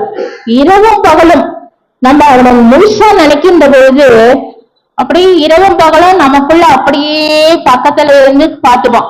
அப்படியே அந்த குழந்தை பெற்றோர்கள் எல்லாம் குழந்தையை எப்படி எல்லாம் பார்த்து கொள்கின்றார்களோ அந்த மாதிரி நம்முடைய வாழ்க்கையிலே இறைவனும் கலந்து கொண்டு நம்மை உயிர்ப்பு துணையாக வருவார்களாம். நம்ம நினைக்கிறதுலாம் என்ன தெரியுங்களா? நினைக்கணும். ஒரு நாளைக்கு 80 எண்ணங்கள் நம்ம நினைக்கிறோமே, ஒரு எண்ணத்தை இறைவனை நோக்கி மடை திருப்பி விட்டோம் என்று சொன்னால் இறைவன் நமக்கு எப்படியெல்லாம் காப்பாற்றுவான். ஆனா ஒண்ணு, அகங்காரம் இருக்கக்கூடாது. அகங்காரம் இருக்கக்கூடாது, ஆணவம் இருக்கக்கூடாது, காமம், குரோதம், லோபம், மதம், ஆச்சரியம் எத்தனை குணங்கள் இருக்கின்றதோ, வேண்டத்தகாத எண்ணங்கள் இருக்கின்றதோ அத்தனையும் நீக்கிவிட்டு தூய்மைப்படுத்தி நம்முடைய உள்ளத்துல இப்ப ஒரு டம்ளர் இருக்கு, அது காலியா இருந்ததானே மேல மேல ஊத்த முடியும். அது பாட்டு வழிஞ்சிட்டே இருந்ததுன்னா உள்ளுக்குள்ள நிறைய வச்சுக்கிட்டு இருந்தானா மேல மேல ஊத்த முடியுமா? ஆனா நம்முடைய அந்த டம்ளர்ல என்ன பண்ணோம்? அன்பை நிரப்பணும். அந்த நெஞ்சில தூய்மையான அந்த நெஞ்சில இறைவன் குடியிருக்கக்கூடிய அந்த நெஞ்சில நம்ம தூய்மையான எண்ணத்தை விதைக்க வேண்டும். மனத்தால், வாக்கால், சிந்தனையால் நம்ம என்ன பண்ணணும்? இறைவனை நினைக்க வேண்டும். நினைந்து நினைந்து உணர்ந்து உணர்ந்து நெகிழ்ந்து நெகிழ்ந்து அன்பே நிறைந்து நிறைந்து ஊற்றெழும் கண்ணீர் அதனால் உடம்பு நனைந்து நனைந்து அருளமுதே நன்னிதியே ஞான நடத்தரசியே என்னுரிமை நாயகனே என்று வணைந்து வணைந்து ஏற்றினோம் என்று சொன்னார். இறைவனுடைய அருள் நமக்கு கிடைக்கும், மரணமில்லா பெருவாழ்வு கிடைக்கும். அது தவிர நம்ம வேற என்ன செய்யணும்? இறைவனுடைய அருள் கிடைக்கணும் அப்படின்னு சொன்னா நமக்குன்னு ஒரு சுதந்திரம் வச்சுட்டு இருக்கோம் இல்லைங்களா? அற்ப சுதந்திரம். பெருமான் சொல்வாங்க, தேக சுதந்திரம், போக சுதந்திரம், ஜீவ சுதந்திரம், எல்லா சுதத்தையும் நம்ம கிட்ட வச்சுக்கிட்டு இறைவனுடைய திருவருள் சுதந்திரம் நமக்கு எப்படி கிடைக்கும்? எல்லாத்தையும் யான் என்ற பற்று, எனது என்ற பற்று, எல்லா பற்றையும் நம்ப வைத்துக் கொண்டு இறைவனை பற்றிக்கணும் நம்மளை பத்துவானா? கூடாது. பற்றுகள் எல்லாம் விடணும். அப்படி பற்றுகள் எல்லாம் விட்டோம் என்று சொன்னால்தான் இறைவன் நம்மை பற்றுவான். அந்த பற்றுகளினாலும் துன்பங்களினாலும் நாம் துவண்டு போகின்ற பொழுது அஞ்சேல் என்ற உயிர் துணையாக இருந்து, தாங்கிய துணையாக இருந்து எப்படியெல்லாம் நம்மளை காப்பாத்துறான் இல்லைங்களா? அது மாதிரி இந்த பஞ்சபூதங்களினால, இந்த உடம்பு பஞ்சபூதங்களினால் ஆனது, இந்த உலகம் பஞ்சபூதங்களினால் ஆனது. அப்ப அதையும் தோற்றுவிட்டு நம்மையும் தோற்றுவிட்டு எப்படி காற்று இல்லாம ஒரு நிமிஷம் நம்மளால இருக்க முடியுமா? நெருப்பு இல்லாம இது பண்ண முடியுமா? அதாவது ஒரு பூதம் இல்லைன்னா கூட நம்மளால இது வாழ முடியுமா? கொஞ்சம் யோசனை பண்ணி பாருங்க. அதாவது எல்லாமாக இறைவன் இருக்கின்றானாம். மகாதேவ மாலையில் ஐயா சொல்லுவாங்க, வானே வானுலகும் காற்றே, காற்றில் ஒரு நெருப்பே, நெருப்பில் ஒரு நீர் வடிவே, நீரில் தானேயும் புவியே, புவியில் வாழும் தாபரமே, சங்கமே, ஊனே, உயிரே, உள் ஒளியே, தேனே, செங்கருமே, இந்த சுவை அனைத்தும் திறந்த தேவேன்னு சொல்லுவாங்க. அப்படி எல்லாமாக பஞ்சபூதங்களாக இருந்து நம்மை காப்பாற்றி, அதே போல உயிருக்கு துணையாக இருந்து காப்பாற்றி நம்முடைய ஆன்மாவை ஈடேற்றி எப்படியெல்லாம் நம்மை வாழ வைக்க முடியுமோ அப்படியெல்லாம் வாழ வைக்கின்றான். ஆனால் நாம் என்ன செய்கின்றோம்? எல்லா சுதந்திரத்தையும் நம்மீது வைத்துக் கொண்டு ஆண்டவன் எனக்கு அருள் செய்ய மாட்டேன் என்கின்றான். இந்த ஆண்டவனுக்கு கண்ணே இல்லைங்க. அவனை நான் போய் கோயிலா கொண்டுட்டு இருக்கேன். அவனுக்கு ஏதாச்சும் கண்ணு இருக்கா? என் கண்ணுடைய விண்ணப்பத்தை காதுல கேட்கவே மாட்டேங்கிறான் அப்படின்னு அவனை திட்டிட்டு உட்காந்துருக்கோம். ஆனா நம்ம கிட்ட தானே எல்லாத்தையும் வச்சுட்டு இருக்கோம். ஆனா அதை விடுறோமா? விட முடியலையே. அந்த இதெல்லாம் விட்டாதான் இறைவன் நமக்கு துணையாக வருவான். ஓர் துணைனின் பொன்னடி என்று உண்ணுகின்றேன், உன்னையன்றி யார் துணையும் வேண்டேன் என் அன்புடைய ஐயா. இறைவனை தவிர யாரும் எனக்கு வேணாம். யார் நின்னாலும் நான் ஏறெடுத்து பார்க்க மாட்டேன். பெருமானுடைய வைராகியம் நமக்கு வேணும். என்ன சொல்வார்? எத்தனை தெய்வம், எந்த தெய்வம் வந்தாலும் அது எத்தனை நன்மையாக கொடுத்தாலும் அவன் என்கிட்ட வந்து நின்னா உன்னை தவிர வேறு யார் வந்து நின்னாலும் ஏறெடுத்து பார்க்க மாட்டேன், கடுவனை வெறுத்து நிற்பேன்னு சொல்லுவேன். நான் கொண்ட விரதம் நீ நடிகளால் பிரதம்மை நாடாமை ஆகும். நான் யாரையும் நாட மாட்டேன், உன்னுடைய அடியை தவிர இருக பிடித்து கொண்டேன் பதத்தை இனி நான் விடுவேனோ, எந்தாய் பாதம் பிடித்த கையால் வேறு தொடுவேனோ, குறுக பயந்து கூற்று ஓடி குலைந்து போயிற்று, கோவே உன் சிற்ஜோதி என்னதாயிட்டேன்னு சொல்வார். யாரு கெட்டியா பிடிச்சாரு? இறைவனுடைய திருவடியை பிடித்து கொண்டதனால் அவருக்கு கிடைச்ச லாபம் என்ன? எதனாலும் எக்காலத்தும் தடைபடாத ஒப்பற்ற பேரின்ப பெருவாழ்வை வள்ளல் பெருமான் அடைந்து வாழ்ந்து கொண்டு இன்று நம்மையும் வாழ்த்து கொண்டு உங்களையும் கேட்க வைத்துக் கொண்டிருக்கின்றாரே. ஊழிதோறு ஓடி உழப்புறாரு ஓங்கி வாழ்ந்து கொண்டிருக்கின்றாரே, நம்மை எல்லாம் வாழ வைத்துக் கொண்டிருக்கின்றாரே. அவருடைய, அதாவது இது அடிக்கடி சொல்ற உதாரணம் தான். ஒரு பதார்த்தத்தை ருசி பார்த்தால்தான் அதோட சுவை தெரியும். அதே போல ஒரு தெய்வத்தை உண்மையாக அனுபவித்தால்தான் அவருடைய ஆற்றல் நமக்கு புரியுங்க. தொழூர் வேலாயுத முதலியார் சொல்வார், சாதாரண தெய்வம் என்று நினைத்துக் கொண்டவர்கள் தாழ்ந்து போனார்கள். வள்ளலாரே சாதாரண மனுஷன் தானே, இவருக்கு என்ன அப்படின்னு சாதாரணமா நினைச்சாங்க பாருங்க, அவங்க தாழ்ந்து போனாங்களாம். இவர் பெரிய தெய்வம், இவர் உயர்ந்தவர் அப்படின்னு நினைச்சு போனாங்க பாருங்க, அவங்க உயர்ந்து போனாங்களாம். தொழில் வேலாயுத முதலியார் சொல்வார்கள். அப்படி பெருமானை இருக பிடித்து கொண்டவர்கள் என்னைக்கு வீண் போனதே கிடையாதுங்க. அவ்வளவு அழகா பெருமான் நம்மள குறைந்த மாதிரி உயிர் துணையாக இருந்து எப்படியெல்லாம் காப்பாத்தணுமோ அப்படியெல்லாம் நம்மளை காப்பாத்துவார். நம்ம செய்ய வேண்டியதெல்லாம் என்ன தெரியுங்களா? எல்லா சுதத்தையும் அவர்கிட்ட கொடுத்துடணும். இந்த பாருப்பா, பாட்டு விட்டால் பாடுகின்றேன், பணிவிட்டால் பணிகின்றேன், படியே நின்னை கூட்டுவிட்டால் கூடுகின்றேன், குறைவிட்டால் குறைகின்றேன், குறித்தவோனை ஊட்டுவிட்டால் உண்கின்றேன், உறங்குவிட்டால் உறங்குகின்றேன், உறங்காதென்றும் மாட்டுவிட்டால் ஆடுகின்றேன், அந்தோ எச்சரியேனால் ஆவது என்னேன் அப்படின்னு சொல்லிட்டு எல்லாம் அவருடைய செயல். என்னால் ஆவதொன்றும் உனக்கில்லை எனினும் என்றாய் உன்னால் வாழ்கின்றேன், எனக்கு உண்மை உரைத்துள்ளி ஐயா. பூமாந்தும் வண்டனன் என் பொன்னருளை பொன்னியர்கள் தாமாந்தி நின்னடிக்கு சார்ந்து நின்றாரையோ, நான் காமாந்த காரம் என்னும் கல்லொன்று நன்மோடி ஏமாந்தேன் ஐயா, ஒற்றி எப்பெரியும் பெருமானே. ஐயா உன்னுடைய அருள் எனக்கு எப்படி ஐயா கிடைக்கும்? எப்போது கிடைக்கும்? அப்படி தவம் இருக்கணுங்க. அவருடைய பார்த்து கெட்டியா பிடிச்சுக்கிட்டு உன்னோட அருள் எனக்கு எப்போது கிடைக்கும்? எல்லாரும் என்ன தெரியுமா சொல்றாங்க, கல்காவலை கூட நீ உணவு கொடுக்கிற, ஆனா நீ என்ன தெரியுமா பண்ற, அந்த கணவன் மனைவிக்கு சண்டை வந்தது அப்படின்னு சொன்னாக்கா கணவன் கொஞ்சம் பாராமுகமா இருப்பானே, அந்த மாதிரி நீ என்ன பாராமுகமா பார்க்காதையா. எப்படி எல்லாம் வேண்டாரு பாருங்க. அந்த மாதிரி நான் ஒன்னதானே நான் துணையா நினைச்சுக்கிட்டு இருக்கேன். அப்படி ஒன்ன நான் துணையாக வைத்திருக்கின்ற பொழுது நீ என்னை பாராமுகமாக வைத்துக் கொள்ளலாமா? எப்படியெல்லாம் நீ உயிர் துணையாக எனக்கு வர வேண்டும், எப்படியெல்லாம் அருளை தர வேண்டும் என்று சொல்லி பெருமான் பெருமான்கிட்ட இறைவன்கிட்ட சொல்ல, இந்த பாரு ஒழுங்கா அருளை கொடுத்துரு. அருளை கொடுக்கல அப்படின்னு சொன்னா என்ன தெரியுமா, உன்னையும் கிண்டல் பண்ணுவாங்க, என்னையும் கிண்டல் பண்ணுவாங்க. எப்படி தெரியுமா சொல்லுவாங்க, நீ அருள் கொடுக்கலையேன்ட்டு உன்னை கிண்டல் பண்ணுவாங்க. நீ எல்லாம் ஒரு தெய்வமா, ஒரு அருளை கூட கொடுக்க மாட்டேன்ற அப்படின்னு சொல்லுவாங்க. நான் என்ன தெரியுமா சொல்லுவாங்க, இவன் எதுக்கும் லாய்க்கு இல்ல போல இருக்கு, அருளே வாங்க மாட்டேங்கிறான் அப்படின்னு என்ன சொல்லுவாங்க. ஏன் தெரியுமா, என்னுடைய பழக்கம் என்ன தெரியுமா, வருமன் கொள்வதாக வந்ததாக கொள்ளுதான் என்னுடைய வழக்கம். நான் இப்பவே அடைஞ்சிட்டேன்னு நான் நினைச்சுக்கிறேன். ஆனா நீ கொடுத்துரு, நீ கொடுத்துரு, அருளை கொடுத்துரு, இல்ல என் உயிரை நான் விட்டுடுவேன். இதுக்கு நீ ஒத்துக்கிறியா? மிரட்டுறார், இறைவனையே மிரட்டுறாரு பாருங்க. மிரட்டுற தைரியம் நமக்கு இருக்கா? ஆனா நம்ம எதை பத்தியும் கவலைப்படுறது இல்லை. ஏன்னா கொண்டதே கோலம், கண்டதே கோலம், கொண்டதே வாழ்க்கை, அவ்வளவுதான். நம்ம இருக்கிறவருக்கு நம்மளாம் என்ன முடிவு பண்ணிட்டோம்? நான் மட்டும்தான், நீங்களா என்ன பண்ணிட்டா இருக்கிற வரைக்கும் இருக்கலாம், ஏதோ அனுபவிச்சோம், போனோம், வந்தோம், இருந்த அருள் இப்ப கிடைக்கணும் அப்புறமா கிடைக்கும் அப்படின்னு முடிவு பண்ணிட்டோம். அப்படி கிடையாது. இந்த பிறப்பிலேயே நாம் அறிந்து கொள்ள முடியும். பெருமான் சொல்றாங்க, மனித பிறவி என்பது லேசில் கிடைக்காது. அந்த மனித பிறவிலே தான் ஆன்ம விளக்கம் ஏற்படுகின்றது, அருள் விளக்கம் ஏற்படுகின்றது. முக்தி இன்பம் அடைவதற்கு சகாயமாக இருக்கக்கூடியது லேசில் கிடைக்காது.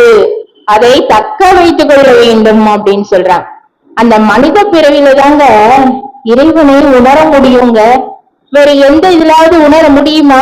மனிதனுக்கு மட்டும்தான் அந்த பகுத்தறிவுன்னு ஒண்ணு கொடுத்திருக்காரு. இதனாலதான் நம்ம இதை அனுபவிக்கிறோம் அப்படின்னு சொல்லி அந்த சுதந்திரத்தை கொடுத்திருக்கார். ஆனா நம்ம என்ன பண்றோம்?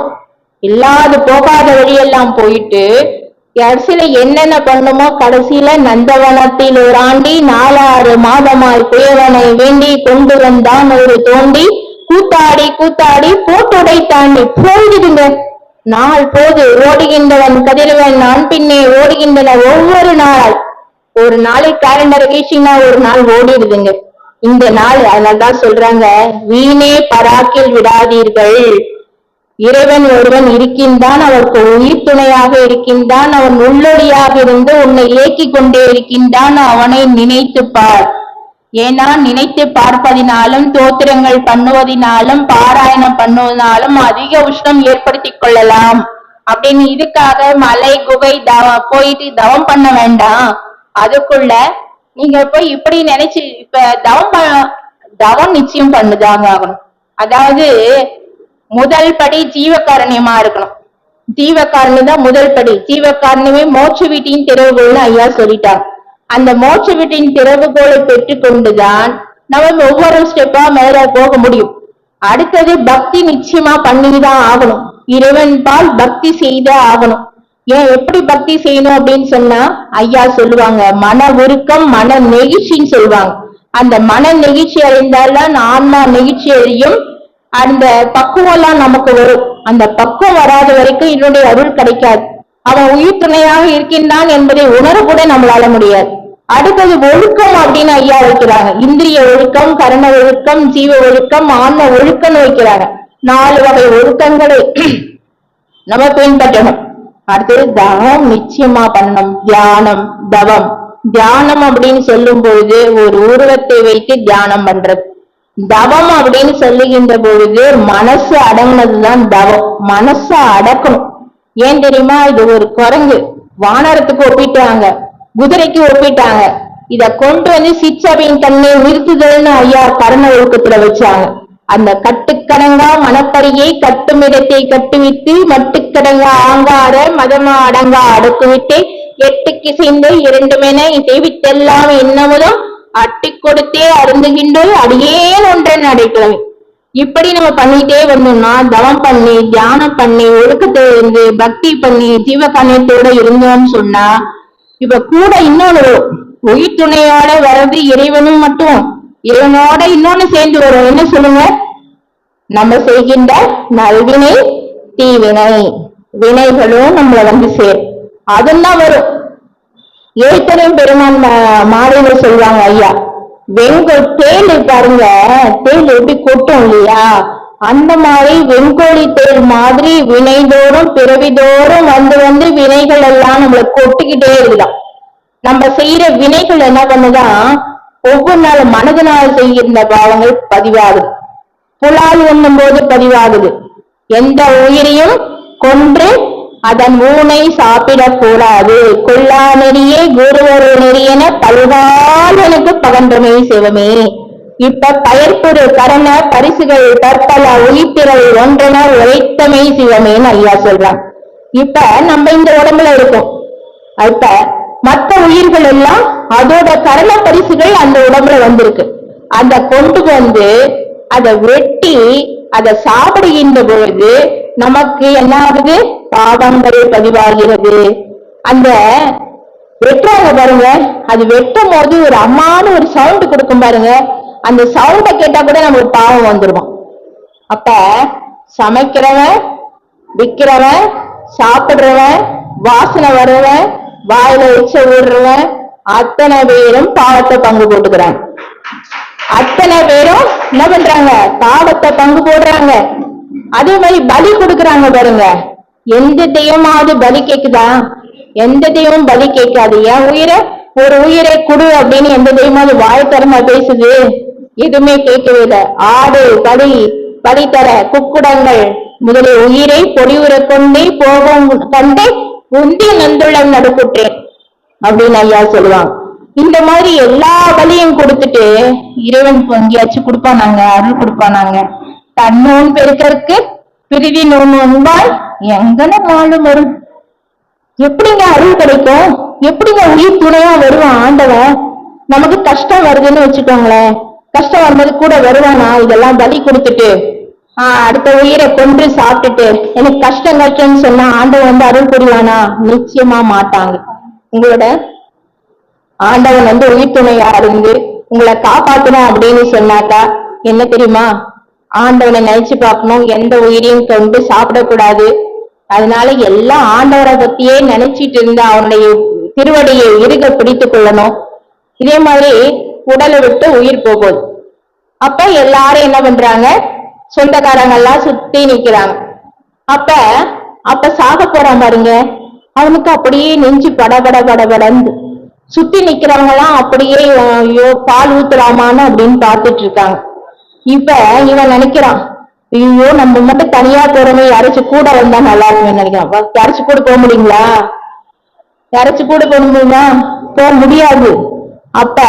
அப்பதான் நினைச்சு பாக்குறான், அவன் செய்த தீமைகள் எல்லாம் நினைச்சு பாக்குறான். ஆண்டவா, நான் மனுஷ வாழ்க்கையே நான் தவற விட்டுட்டேனே, இவ்வளவு தீமைகள்லாம் நான் பண்ணிட்டேனே, நான் உன்னை நினைக்காம விட்டுட்டேனே, நான் செய்ததெல்லாம் தப்புன்னு இந்த கடைசி நேரத்துல நினைச்சு பார்ப்போம் பாருங்க. அப்ப என்ன ஆகும்? அது காட்டியும் நம்ம என்ன பண்ணணும்? அந்த வாழ்வுங்கிறது உடலை விட்டு உயிரானது உடலுக்கு வருவது பிறப்பு, உடலோடு கூடி வாழ்வது உயிர் வாழ்வு. அப்ப உடலை விட்டு உயிர் போவது இறப்பு. அந்த இறப்புக்கு இந்த பொழுது அந்த நேரத்துல கடவுள் நினைச்சு என்னங்க பிரயோஜனம்? பண்ணாத தீமைகள் பண்ணுகின்றீரே, தவறாத வன்மொழி பகருகின்றீரே, நன்னாத தீனம் நன்னுகின்றீரே, நடவாத நடத்தைகள் நடத்த வந்தீரே, கண்ணான கருத்தனை கருதாமல் கண்ணீர் விடுகின்றீரே, எதனை துணையாக கொள்ளப் போகின்றீர்கள் பித்துலகீரேன்னு ஐயா கேட்கிறான். இதனையா துணையா எடுத்துட்டு போற? இறைவன் ஒருவன் உயிர் துணையாக வந்து கொண்டிருக்கின்றானே, அவனை நினைக்காமல் நீ பாட்டு காலத்தை விரையா ஆக்கிட்டியே, எதனை துணையாக எடுத்துட்டு போற? எல்லாருக்கும் நல்லது செய், எல்லாரும் இன்புட்டு வாழணும்னு நினைச்சு பாரு. எல்லாருக்கும் நல்லதே நினைத்து நல்லதே நடந்து நன்று வாழ்க்கை இசைந்து ஐயா சொல்வது போல நம்ம எல்லாரும் இறைவனையே நினைச்சிட்டு இருக்கணும், அவருடைய துணையை திருவடியை பிடித்துக் கொள்ளணும். அதே மாதிரி அவர் இருக்கார், நம்ம வைராகியம் வச்சுக்கணும், இறைவன் நம்மை காப்பார். அப்படி பயம் வரும்பொழுது இறைவன் நம்ம கூட இருக்கான் அப்படின்னு நினைச்சிட்டு இருக்கும் போது நமக்கு பயம் நம்மளை விட்டு பூஜ்யம் ஆயிடும். ஒருத்தன் ரொம்ப துன்பத்துல இருந்தான், அவன் கடவுளை பத்தி வணங்கிட்டு இருந்தான். வணங்கிட்டு இருக்கும்போது, கடவுளே என்னடா எனக்கு ஒரே துன்பமா இருக்கு, நீ எப்படி உயிர் துணையா வரேன்னு சொன்ன, நீ என்ன வந்த மாதிரியே தெரியலையே அப்படின்னு சொல்லி கண்ணீர் விட்டு அழறான். இல்ல நான் உன் கூட தான் நான் வரேன், நான் வரும்பொழுது என்னுடைய திருவடிகள் என்னோட படம் அப்படின்னு சொல்றான், நீ அதை பார்த்துட்டே நீ வந்துடலாம் அப்படின்னு சொல்றான். சரி, நீ இவரும் கடவுள் எப்ப அருள் தருவாரு, நம்முடைய கஷ்டம் எல்லாம் எப்ப போகும் அப்படின்னு நினைச்சிட்டு வரான். வழியில அப்படியே அது கடவுளோட திருவடிகள் வந்து கொண்டே இருக்கின்றது. சரி, கடவுள் துணையா வராதுன்னு நினைச்சுக்கிறான். கொஞ்ச தூரம் ஆன பிறகு அந்த திருவடிகள் மறைந்து விடுகின்றது. அப்ப அவன் நினைச்சு பாக்குறான், கடவுளே நீ என்ன சொன்ன, எந்த துன்பத்திலையும் என் கூட வரேன்னு சொன்ன, இப்ப திருவடியே காணவே நீ என்னை ஏமாத்துறியான்னு கேக்குறான். அதுக்கு கடவுள் சொன்னாரா, நான் உன்னை எங்க ஏமாத்துனேன், உன்னை என் தோல்ல சுமந்துட்டு போனேன் அப்படின்னு சொன்னார். அந்த மாதிரி கடவுள் என்ன பண்ண, அவரை நினைச்சுட்டோம் அப்படின்னு சொன்னா அந்த பெட்டை கோழி எப்படி அரவணைச்சு சொல்லுதோ, நீ என்னை விடா நிலையும் நான் உன் நினைவிடா நெறியும், குரங்கு மாதிரி நம்ம பிடிச்சுக்கிட்டோம் அப்படின்னு சொன்னா இறைவனுடைய துணையை அவர் என்ன பண்ணுவார், பூனை மாதிரி கவ்விட்டு நம்மளை எப்படி கொண்டு போய் எங்க வைக்கணுமோ அங்க கொண்டு போய் வைப்பார். எத்தனையோ அனுபவங்களை நம்ம பார்த்திருப்போம். அந்த மாதிரி அவனுக்கு உயிர் துணையா இறைவன் நம்ம கூட வருவார். அவரை அதுக்கு பதிலாதான் பெருமான நமக்கெல்லாம் துணையா இருக்கிறதுக்கு இறைவன் அனுப்பி இருக்காரு. அப்ப அவரோட உலகினில் உயிர்களுக்கு உறும் இடையூறெல்லாம் விலகனே அடைந்து விளக்குக மகிழ்கன்னு ஒரு வரத்தையும் கொடுத்திருக்காரு. பெருமான் கிட்ட நம்ம எல்லாம் எது வேண்டுனாலும் அவர் தருவதற்கு தயாராக இருக்கிறார். துறை இது வழி இது துணிவது நீ செய்யும் முறை இது எனவே மொழிந்தமை துணையே எங்கொரு தீமையும் எனை தொடரா வகை கங்குளும் பகலுமை காவல் செய் துணையே வேண்டிய விருப்பெல்லாம் எனக்கு ஈண்டிருந்தார்கள் இந்த துணையை. எனக்கு எது தேவையோ உனக்கு தெரியும். வேண்டத்தக்கது அறிவோயினே வேண்டும் வரவும் தருவோயினே. எல்லாம் உனக்கு தெரியும். எனக்கு எது தேவையோ உனக்கு தர தெரியும். எல்லாம் உனக்கு தெரியும். அப்படி இயத்தினும் பரத்தினும் எனக்கு இடர் சாராது. உலகியல் அருளியல் எப்போதும் எல்லா இடத்துலையும் எனக்கு இடர் சாராது. அகத்தினும் புறத்தினும் அமர்ந்தமே துணையே. இறைவன் நமக்கு உயிர் துணையாக மெய் துணையாக தாங்கிய துணையாக இன்னுயிர் துணையாக இறைவன் நமக்கு இருக்கும் பொழுது நம்ம எதற்கும் வாட்டம் அடைய வேண்டியதில்லை. நாம் செய்ய வேண்டியதெல்லாம் என்ன தெரியுங்களா? அடுத்தவங்க நல்லா இருக்கணும். எனை எடுத்தாசுரம் வாய்ந்திடல் வேண்டும். பெருமான் ஒரு பாடல்ல சொல்வாங்க, என்னளவு இல்லையே எனினும் பிறர்பால் எய்திய கருணையினால் எனக்கு துன்பமும் இடரும் என்னை உயிரோடு தின்கின்றது அந்தோ. எனவே அந்த பயமும் இடரும் நீக்கினால் வந்து எனது உயிர் தீராது சரியாதுன்னு ஒரு பாடல்ல சொல்லுவாங்க.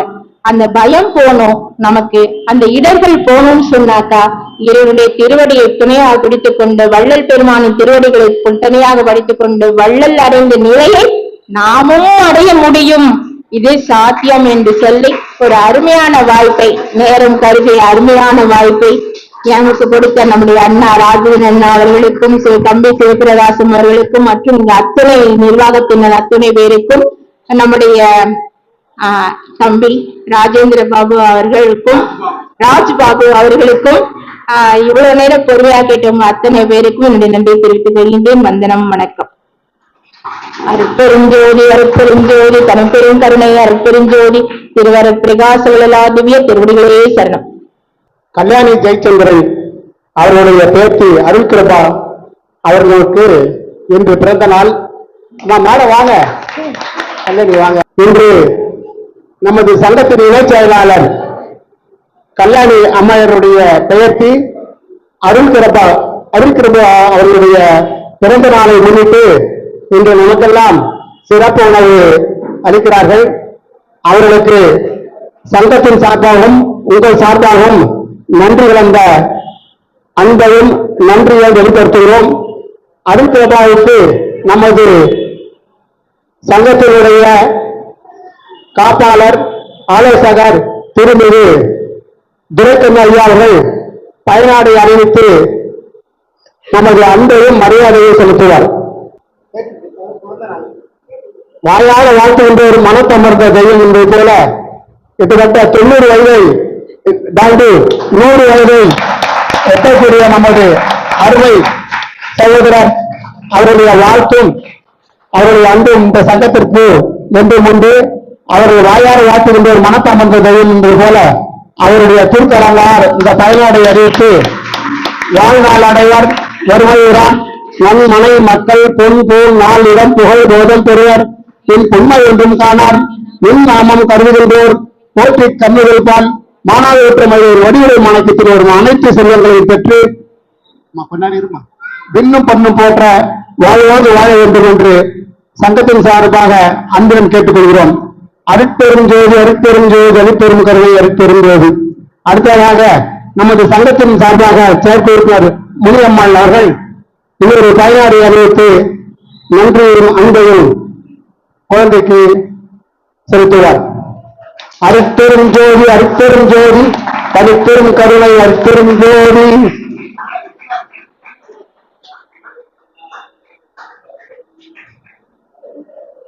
அடுத்த வாரம் இங்கு செல்ல பூபதி ஐயா அவர்கள் சிறப்புரையாற்ற உள்ளார். பெருந்திரளாக கலந்து கொண்டு சிறப்பிக்குமாறு அன்புடன் கேட்டுக்கொள்கிறோம்.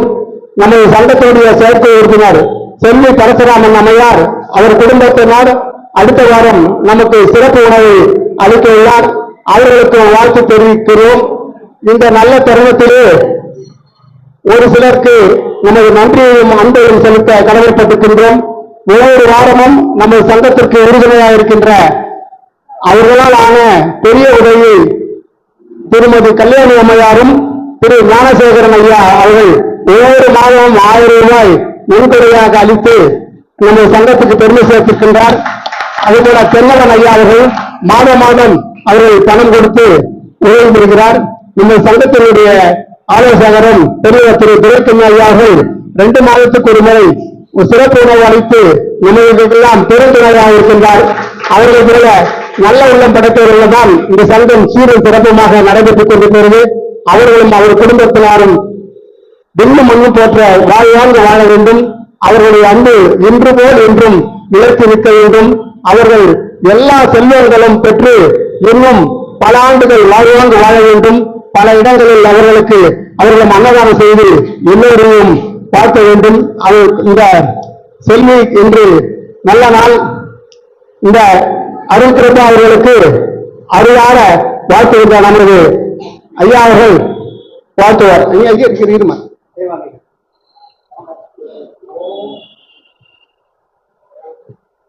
ஓம் அருட்பெரும் ஜோதி அருட்பெரும் ஜோதி தனி பெரும் கருணை அருட்பெரும் ஜோதி. ஜெய சக்தி விநாயகமூர்த்திக்கு இல்லாமல் சக்தி விநாயகர் திருவருளாலே இந்த குழந்தை சௌக்கியமா எல்லா வளமும் பெற்று இன்புற்று வாழ சக்தி உங்கள் சார்பாக சக்தி விநாயகர் வேண்டி இந்த பிரசாதத்தை ஜனம் தானியம் பசும் பகவத்ரலாபம் சம்பத்சரம் தீர்க்கமாயுः வேதாம் பிரம்மணோ வேதாம்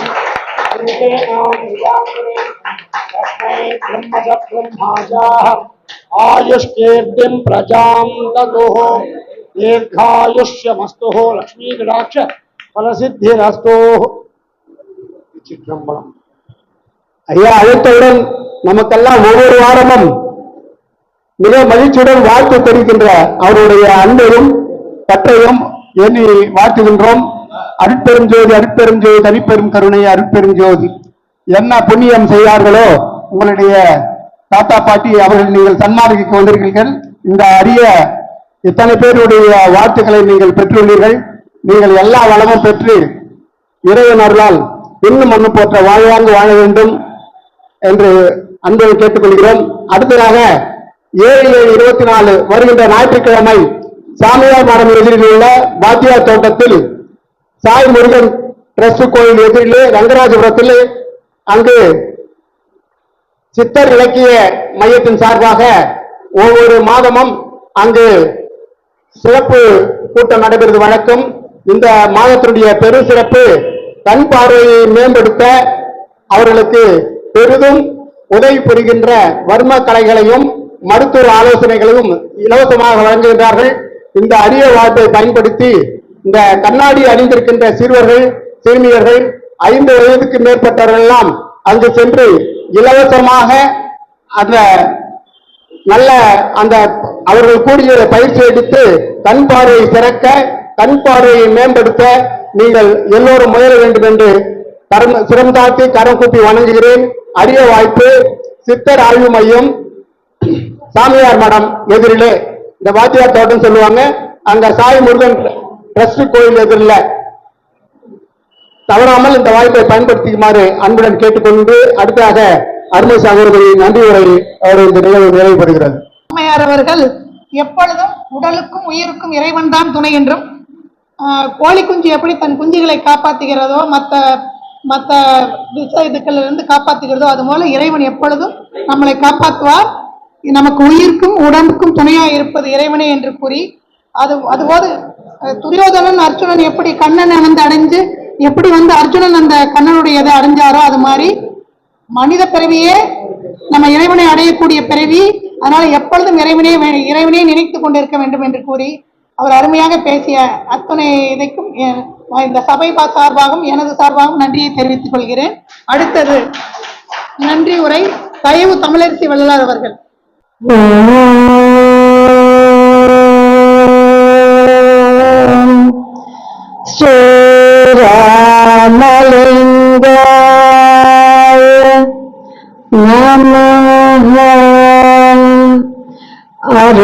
அருட்பெருஞ்சோதி அருட்பெருஞ்சோதி பெருஞ்சோதி தனி பெரும் கருணை அருட்பெருஞ்சோதி திருவருட்பகாசவல்லார் தெய்வத் திருவடிகளே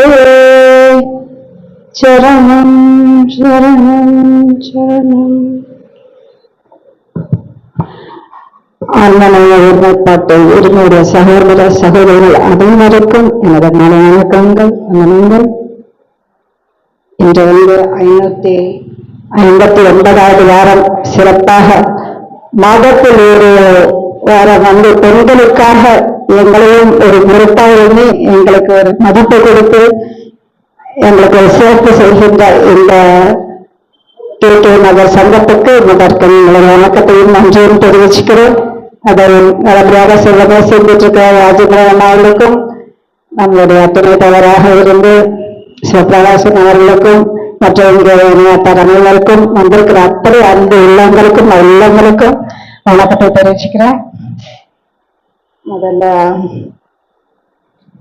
இறை வணக்கம்.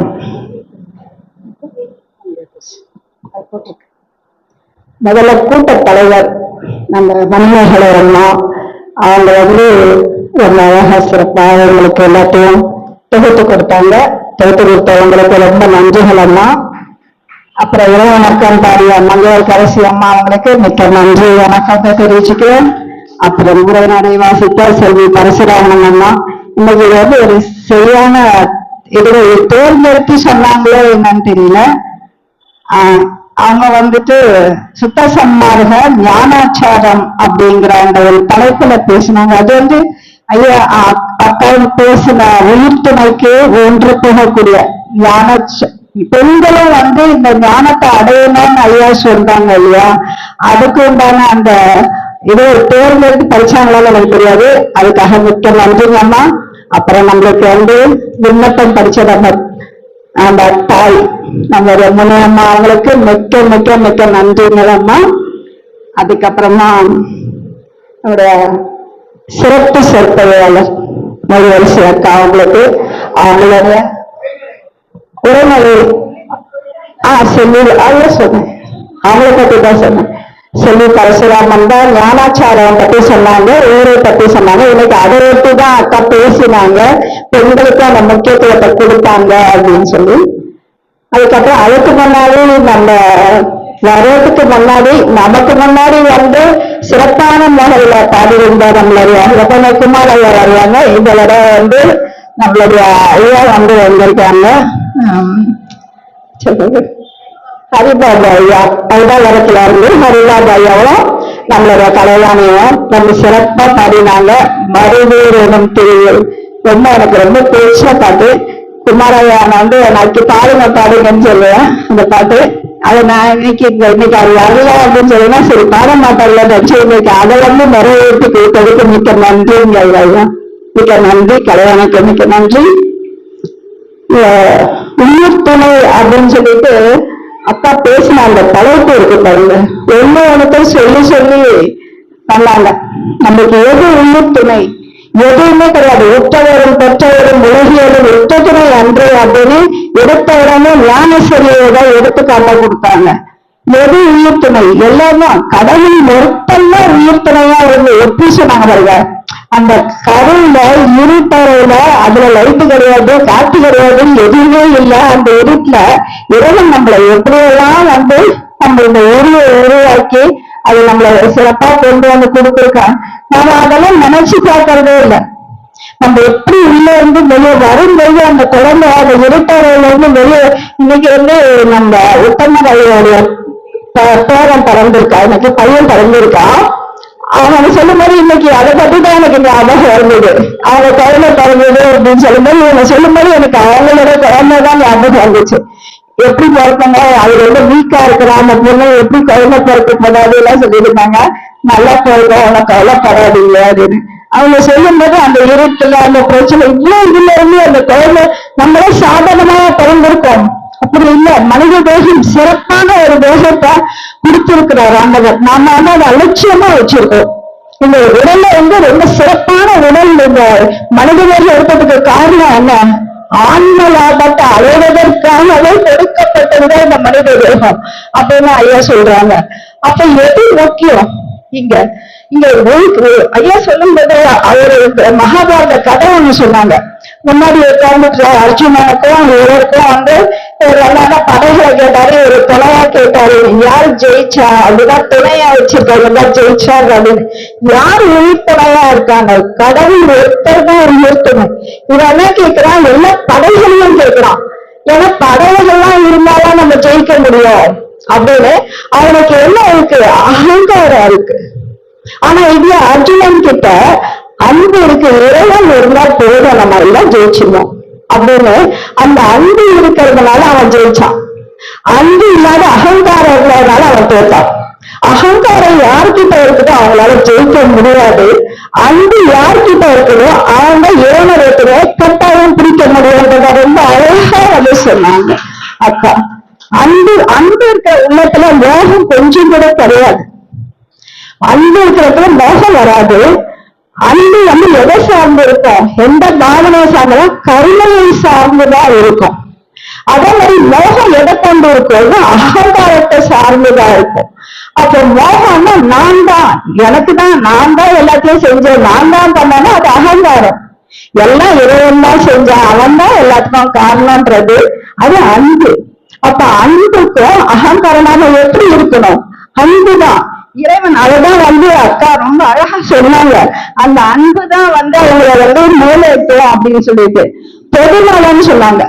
பொதுநலம் வந்து எதுனால வரும்? அன்பு இருந்தா மட்டும்தான் பொதுநல நோக்கமே வரும்.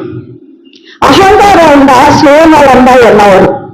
நம்ம சுயநலமா இல்லாம பொதுநல நோக்கத்தோட பெருமாளுக்கு ஏன் அருள் கிடைச்சது? அவர் நம்ம அருள் அடையணுன்றது எதுக்காக கேட்டாங்க சொன்னாங்க பாருங்க. எல்லாருக்கும் வேணும்.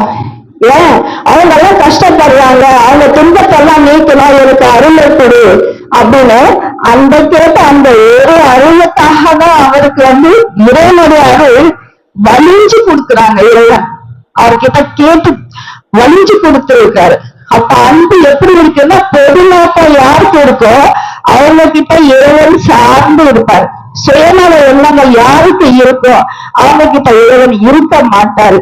அதை உயிர்த்தமையில அதை அழகா இன்னைக்கு அந்த டாபிக் எடுத்து அதை பரிசீலனை அதுக்கு ஒரு கோழியோட இதுவே சொல்லி அது ரொம்ப நல்லா இருந்தது. ஏன்னா கூட ஒரு பாதுகாப்பா இருக்கும் பாருங்க. அதுக்கப்புறம் மழைக்கு அப்புறம் அதுக்கு பத்தி கவலைப்படாது. அது சின்னதா இருக்கிற வரைக்கும் நாங்க குட்டியை மட்டும் தான் காப்பாற்றும். அதுக்கப்புறம் அதுக்குன்னு ஒரு சுய என்ன வேணும். அதுக்கப்புறம் வேற அதை முடிச்சுக்கிட்டே இருக்க மாட்டாங்க, விட்டுருவாங்க. அதுக்கப்புறம் அது தன்னிச்சையா அது தன் செயலை நடத்தணும், இப்படிதான் இருக்கணும். அப்ப என்ன இருக்குன்னா அன்புன்றது முக்தியை கொடுக்கும். அகங்காரம் என்னத்தை கொடுக்கும்? நம்மளுக்கு அறிவை கொடுக்கும். அப்ப அன்பு எவ்வளவு முக்கியத்துவமானது.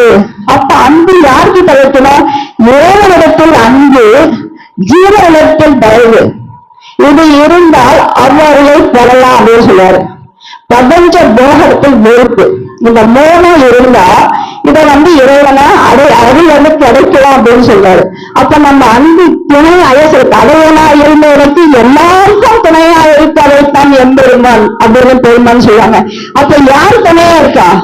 வள்ளல் பெருமான் துணையா இருக்கிறேன்னு சொல்றாங்க. நான் எனக்கு துணையா இருக்கிறேன் அப்படின்னு சொன்னா இதை யாருமே சொன்னதில்லை. எந்த ஞானிகளும் சொன்ன நான் துணையா இருக்கிறேன், நீங்க எல்லாம் நல்லா இருங்க. ஆனா ஐயா சொல்றாங்க எல்லாருக்கும் தலைவனா இருந்ததுக்கு எல்லாருக்கும் துணையா வச்சிருக்கான், நீங்க எல்லாம் வாழ்க வாழ்க துணிந்தாட்டு அப்படின்னு சொல்லுவாரு. எல்லாம் கவலைப்படலாம், எல்லாம் துணையா வச்சிருக்காரு, நீங்க எல்லாம் வாழுங்க. அப்ப அந்த துணையை எடுக்க எப்படி வந்து நம்ம வச்சிருக்காரு? துணையா இருக்காரு, நமக்கு என்ன பயம்? அவர் இருக்கும்போது நமக்கு பயம் வேண்டிய அவசியம் இல்லை. அவர் சொன்னாங்க பாருங்க, 2 உதாரணத்துக்கு சொன்னாங்க ஒரு அற்புதத்தை. அவர் சுப்ராயர் பேசும்போது விளக்கு 2 பக்கமா எரிஞ்சிட்டு இருந்தது, பக்கமா கொண்டு விட்டாங்க. அது மாதிரி நிறைய எல்லாருடைய வாழ்க்கையில நடக்கிற அற்புதங்கள் அவங்கவுங்க வாழ்க்கையில இங்க இருக்கிறவங்க அத்தனை பேருக்கும் வள்ளல் பெருமான் நிறைய வாழ்க்கையில அற்புதங்கள் நடந்துதான் இருக்கும். கட்டாயம் அதையும் ஒரு உதாரணமா சொன்னாங்க. எல்லாரும் அழகு வச்சு இருப்பீங்க இல்லையா? அவங்களுடைய வாழ்க்கையில வந்து இப்ப வந்து நடந்த நிகழ்ச்சியை வந்து கூட அண்ணா வந்து பேச முடியாம இருந்தாங்க. அதுக்கப்புறமா வந்து தண்ணி தெளிச்சு ஐயா மோப்பா ஐயா வந்துட்டு பேசு அப்படின்னு சொல்லி சொன்னாங்க. பேசுனாங்க. ஏன்னா அற்புதம் இருந்தாங்க. அப்ப இந்த மாதிரி ஒரு செயலை செஞ்சு அதெல்லாம் நம்ம கண்கூட பார்த்துட்டு இருக்கோம் எல்லாருடைய வாழ்க்கையிலும் பெருமானுடைய அற்புதங்களை. அப்ப துணையா இருக்கிறது நம்ம கூட உணரணும். ஒன்னும் நினைச்சு பார்க்கணும். நினைச்சு நான் சொல்றேன், நீங்க நினைச்சாதான் நம்ம மனசு உருகும். அதை நினைக்கணும். ஒரு க்ஷணமும் பெருமான் என்னென்னலாம் நமக்கு செஞ்சு கொடுக்குறாங்க நினைச்சாதான் மனம் உருகும். மனம் உருகுனா அன்பு பெருகும். அன்பு பெருகுனா தயவு வரும். தயவு வரும்னா நம்ம நெகிழ்ச்சி வரும். நெகிழ்ச்சி வந்தா ஐயசோட கண்கள் நீர் தழும்பு அழுகுன்னு சொல்றாரு பாருங்க, நெகிழ்ச்சினால. அது மாதிரி நம்ம மனசு உருகணும்னா அன்பு கரைவத்துல வைக்கணும். எப்போதுமே கரையிலிருந்து இப்ப வரைக்கும் சொன்னாங்க, போன ஜென்மத்திலிருந்து இப்ப வரைக்கும் யாருன்னு தெரியாதுன்னு. அடுத்த தடவை வரணும், அதுதான் செய்ய போகுது அப்படின்னு. அப்ப அந்த அன்பு இறைவனிடத்துல நாம வச்சிருக்கணும். மற்றவங்க அதுக்காக இருக்கணுமா? இல்ல, எல்லார்கிட்டயும் தயவை வச்சு அவங்களுக்கு என்ன வேணுமோ அதுக்கு வந்து ஜோதி ஜோதி ஜோதி சுயம் ஜோதி ஜோதி ஜோதி பரம் ஜோதி ஜோதி ஜோதி அருள் ஜோதி ஜோதி ஜோதி சிவம் வான ஜோதி சோமா ஜோதி வான ஜோதி ஞான ஜோதி மாக ஜோதி யோக ஜோதி வாக ஜோதி நாக ஜோதி.